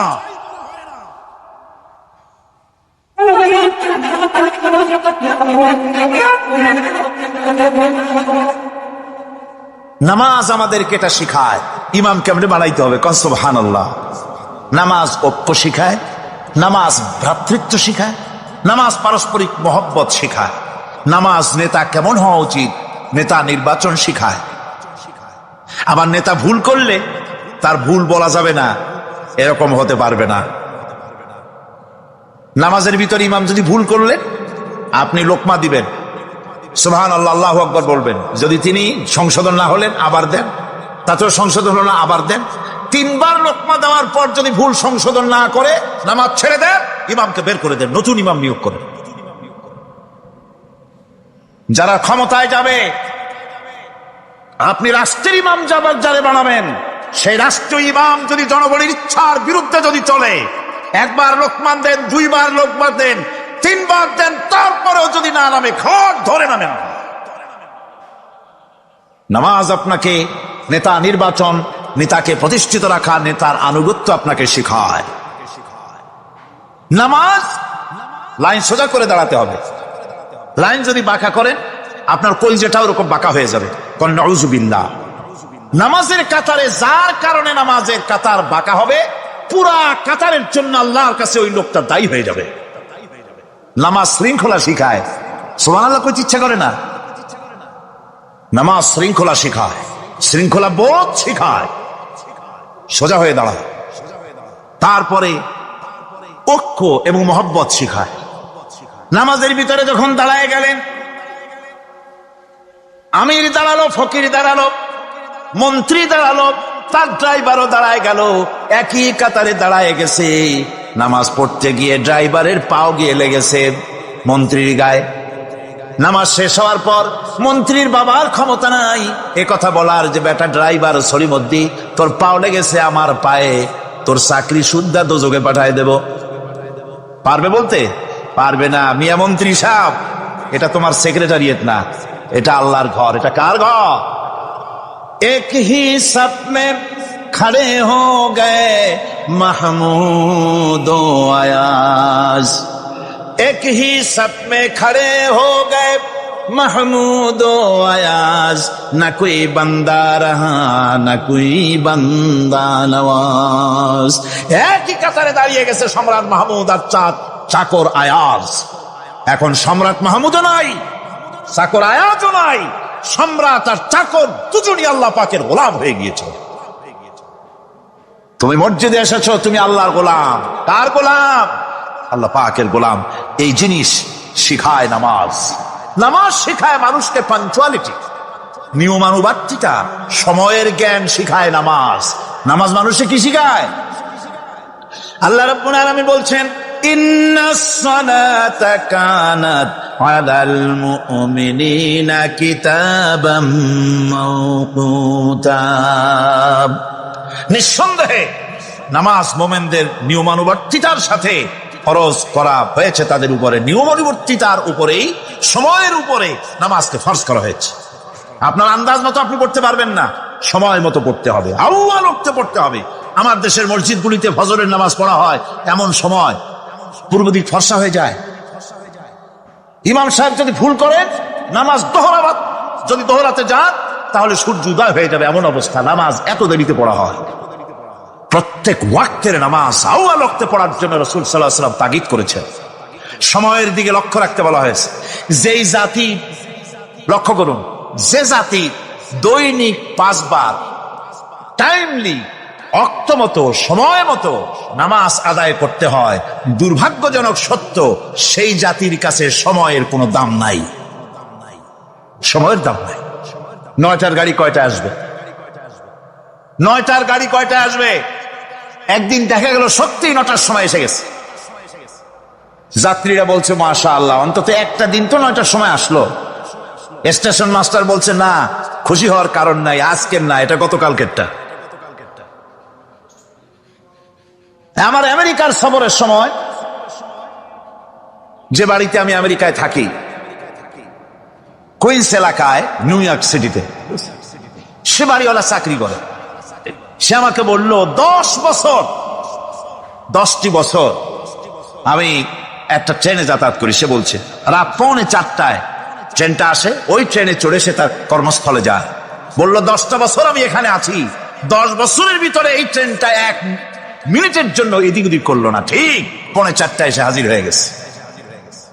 ঝড় হোক, বৃষ্টি হোক, স্নো পড়ুক, বরফ পড়ুক, টাইমলি চলতেছে। দুনিয়ায় ভিন্ন জাতিরা যে উন্নতি করে তার পেছনে সময়ের জ্ঞান তাদের অনেক বেশি আমাদের থেকে, কথা ঠিক কিনা? আমাদের সময়ের জ্ঞান নাই, সময়ের কোনো মূল্য আমরা দেই না। 2টার সময় মিটিং হবে, মন্ত্রী সাহেব আসেন 5টার সময়, ঠিক কিনা? বক্তৃতার জন্য সময় দেওয়া হয়েছে 20 মিনিট, নাহমাদু ওয়া নুসাল্লি আলা কইয়া সুর দিয়া 35 মিনিট গেছে নাহমাদু কইতে কইতে, সময় 20 মিনিট, তার মনেই নেই। এই যে সময়ের জ্ঞান নাই, এটা ব্যর্থতা। নামাজ মানুষকে সময়ের জ্ঞান শিখায়, কোন আলহামদুলিল্লাহ। এই সময়ের জ্ঞান আমাদেরকে শিখতে হবে। এবার আমি আপনাদের সামনে বলতে চাই, আল্লাহর নবী জনাবে মুহাম্মদ রাসূলুল্লাহ সাল্লাল্লাহু আলাইহি ওয়াসাল্লাম নামাজের ব্যাপারে কি বলছেন। এতক্ষণ তো আল্লাহর কথা শোনালাম, কার কথা শোনাইছে? আমার আল্লাহর নবী বলেন, নবীকে প্রশ্ন করা হলো, ইয়া রাসূলুল্লাহ আইয়ু শাইইন আহাব্বু ইনদাল্লাহি ফিল ইসলাম, ইসলামের মধ্যে আল্লাহর কাছে কোন জিনিসটা বেশি প্রিয়? আল্লাহর কাছে ইসলামের কোন জিনিসটা বেশি প্রিয়? হুজুর বললেন আস-সালাতু লিওয়াক্তিহা, মান তারাকা সালাতান ফালা দীন লাহু ওয়াস-সালাতু ইমাদুদ্দিন। আল্লাহর কাছে সবচাইতে বেশি প্রিয় হচ্ছে নামাজ। সবচাইতে প্রিয় কি? নামাজ। ওয়াক্ত মতো নামাজ আদায় করা আল্লাহ পাকের বেশি প্রিয়। আর এই নামাজ হচ্ছে দ্বীনের খুঁটি। এটা দ্বীনের কি?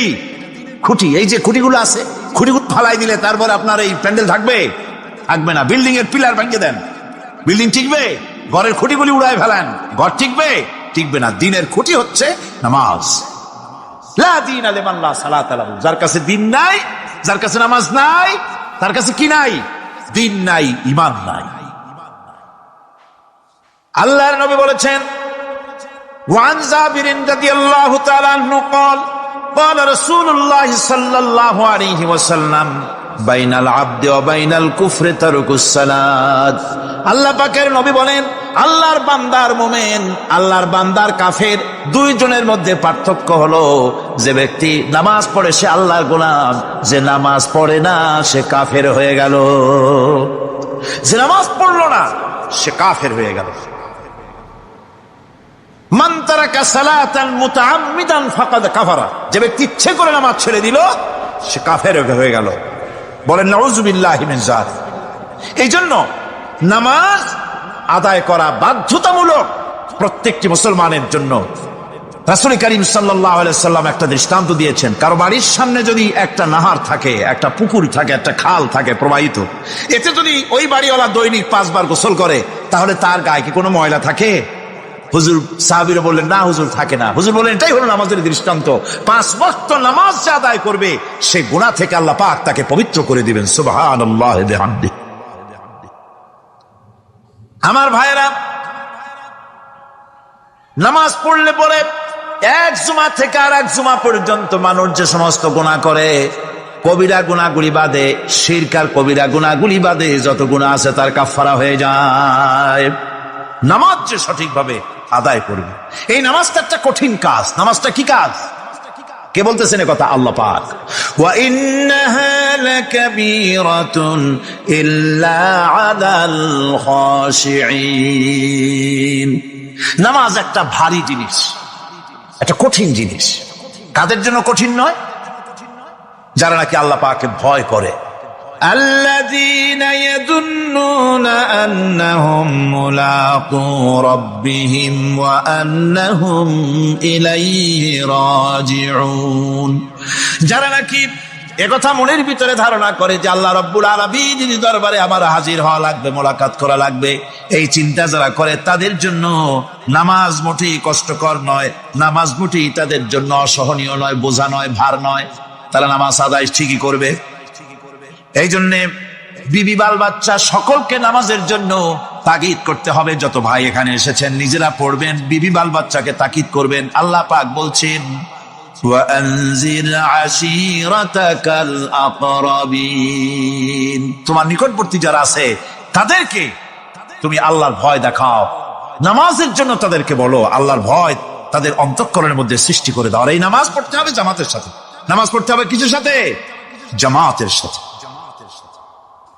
রাসূল করিম সাল্লাল্লাহু আলাইহি ওয়াসাল্লাম বলছেন, হুজুরের কাছে, আল্লাহর নবীর কাছে হযরতে আবু হুরায়রা রাদিয়াল্লাহু তাআলা আনহু হাদিসটি বর্ণনা করেছেন। হুজুরের কাছে একজন অন্ধ লোক এলো। সেই অন্ধ লোক এসে বললেন, হুজুর আমি তো চোখে দেখি না, জামাতের যে গুরুত্বের কথা আপনি বললেন, আমাকে কি রুখসত দেওয়া যায় নাকি? আমি অনেক সময় সাথী সঙ্গী পাই না, আমাকে কি রুখসত দেওয়া যায় নাকি? হুজুর বললেন, হ্যাঁ তোমাকে রুখসত দেওয়া গেল। অন্ধ যখন হেঁটে যাচ্ছিলেন নবীজি তাকে আবার ডাকলেন, ডেকে জিজ্ঞেস করলেন, অন্ধ নামাজের মসজিদের আজান কি তোমার কানে যায়? বলে, হ্যাঁ আমি আজান শুনি। হুজুর বললেন, আজানের জবাব দিবা, মসজিদে এসে জামাতে নামাজ পড়বা। একজন অন্ধকে রুখসত দেওয়া হয় নাই। মসজিদে আজান শোনার পর ঘরে বসে যদি নামাজ আদায় করেন, নামাজের হক আদায় হবে না। হুজুর সাল্লাল্লাহু আলাইহি ওয়াসাল্লাম বলেছেন, মসজিদে আজান হওয়ার পর যে ব্যক্তি ঘরে বসে নামাজ পড়ে, আমার ইচ্ছা হয় ঘরটা আগুন দিয়ে জ্বালায় দেই। কে বলতেছেন? রাহমাতুল লিল আলামিন বলতেছেন, রাহমাতুল লিল আলামিন বলতেছেন। ঘরের মধ্যে যদি মেয়ে লোক আর বাচ্চারা যদি না থাকতো, তাহলে আমার ইচ্ছা হয় আমি বলি আগুন দিয়ে ঘরটারে জ্বালায় দাও। এই ঘরের মহব্বতেই তো সে বাইর হয় না। নামাজের এত বড় গুরুত্ব দেওয়া হয়েছে। আমার বন্ধুগণ, এই নামাজের জামাতি আল্লাহর নবী জীবনের শেষ নামাজ জামাতে আদায় করেছেন। জীবনের শেষ নামাজটাও জামাতে আদায় করলেন। তখন তার এমন অবস্থা, এত অসুস্থ, দাঁড়াতে পারেন না, হাঁটতে পারেন না। দুইজন সাহাবীর কাঁধের উপরে ভর করে তারপরে বহু কষ্ট করে মসজিদে গিয়ে নামাজ আদায় করেছেন। খুতবা দিয়েছেন, বললেন, খুতবা দিতে গিয়ে বললেন, আজ থেকে মসজিদে নববীর চতুর্দিকের সকলের দরজা বন্ধ হয়ে যাবে, শুধু আবু বকরের দরজাটা খোলা থাকবে। আল্লাহর নবী বললেন, আল্লাহ রাব্বুল আলামিন এই পৃথিবীতে তার এক বান্দাকে জাগতিক সব সম্পদ দিতে চেয়েছিলেন, কিন্তু সে বান্দা সব জাগতিক সম্পদকে উপেক্ষা করে মাবুদের সঙ্গে দেখা করা বেশি জরুরি, বেশি পছন্দ মনে করেছেন। এতটুকুন কথা নবীজি বললেন, কেউ কিছু বুঝলো না। হযরতে আবু বকর রাদিয়াল্লাহু তাআলা আনহু হুজুরের এই কথা শুনে কাঁদতে কাঁদতে তিনি অস্থির হয়ে যাচ্ছেন। সাহাবীরা চিন্তা করলেন, হুজুর কান্না কার কথা বলেছেন, তাতে কান্নার কি আছে? বয়োবৃদ্ধ, জ্ঞান বৃদ্ধ হযরতে আবু বকর রাদিয়াল্লাহু তাআলা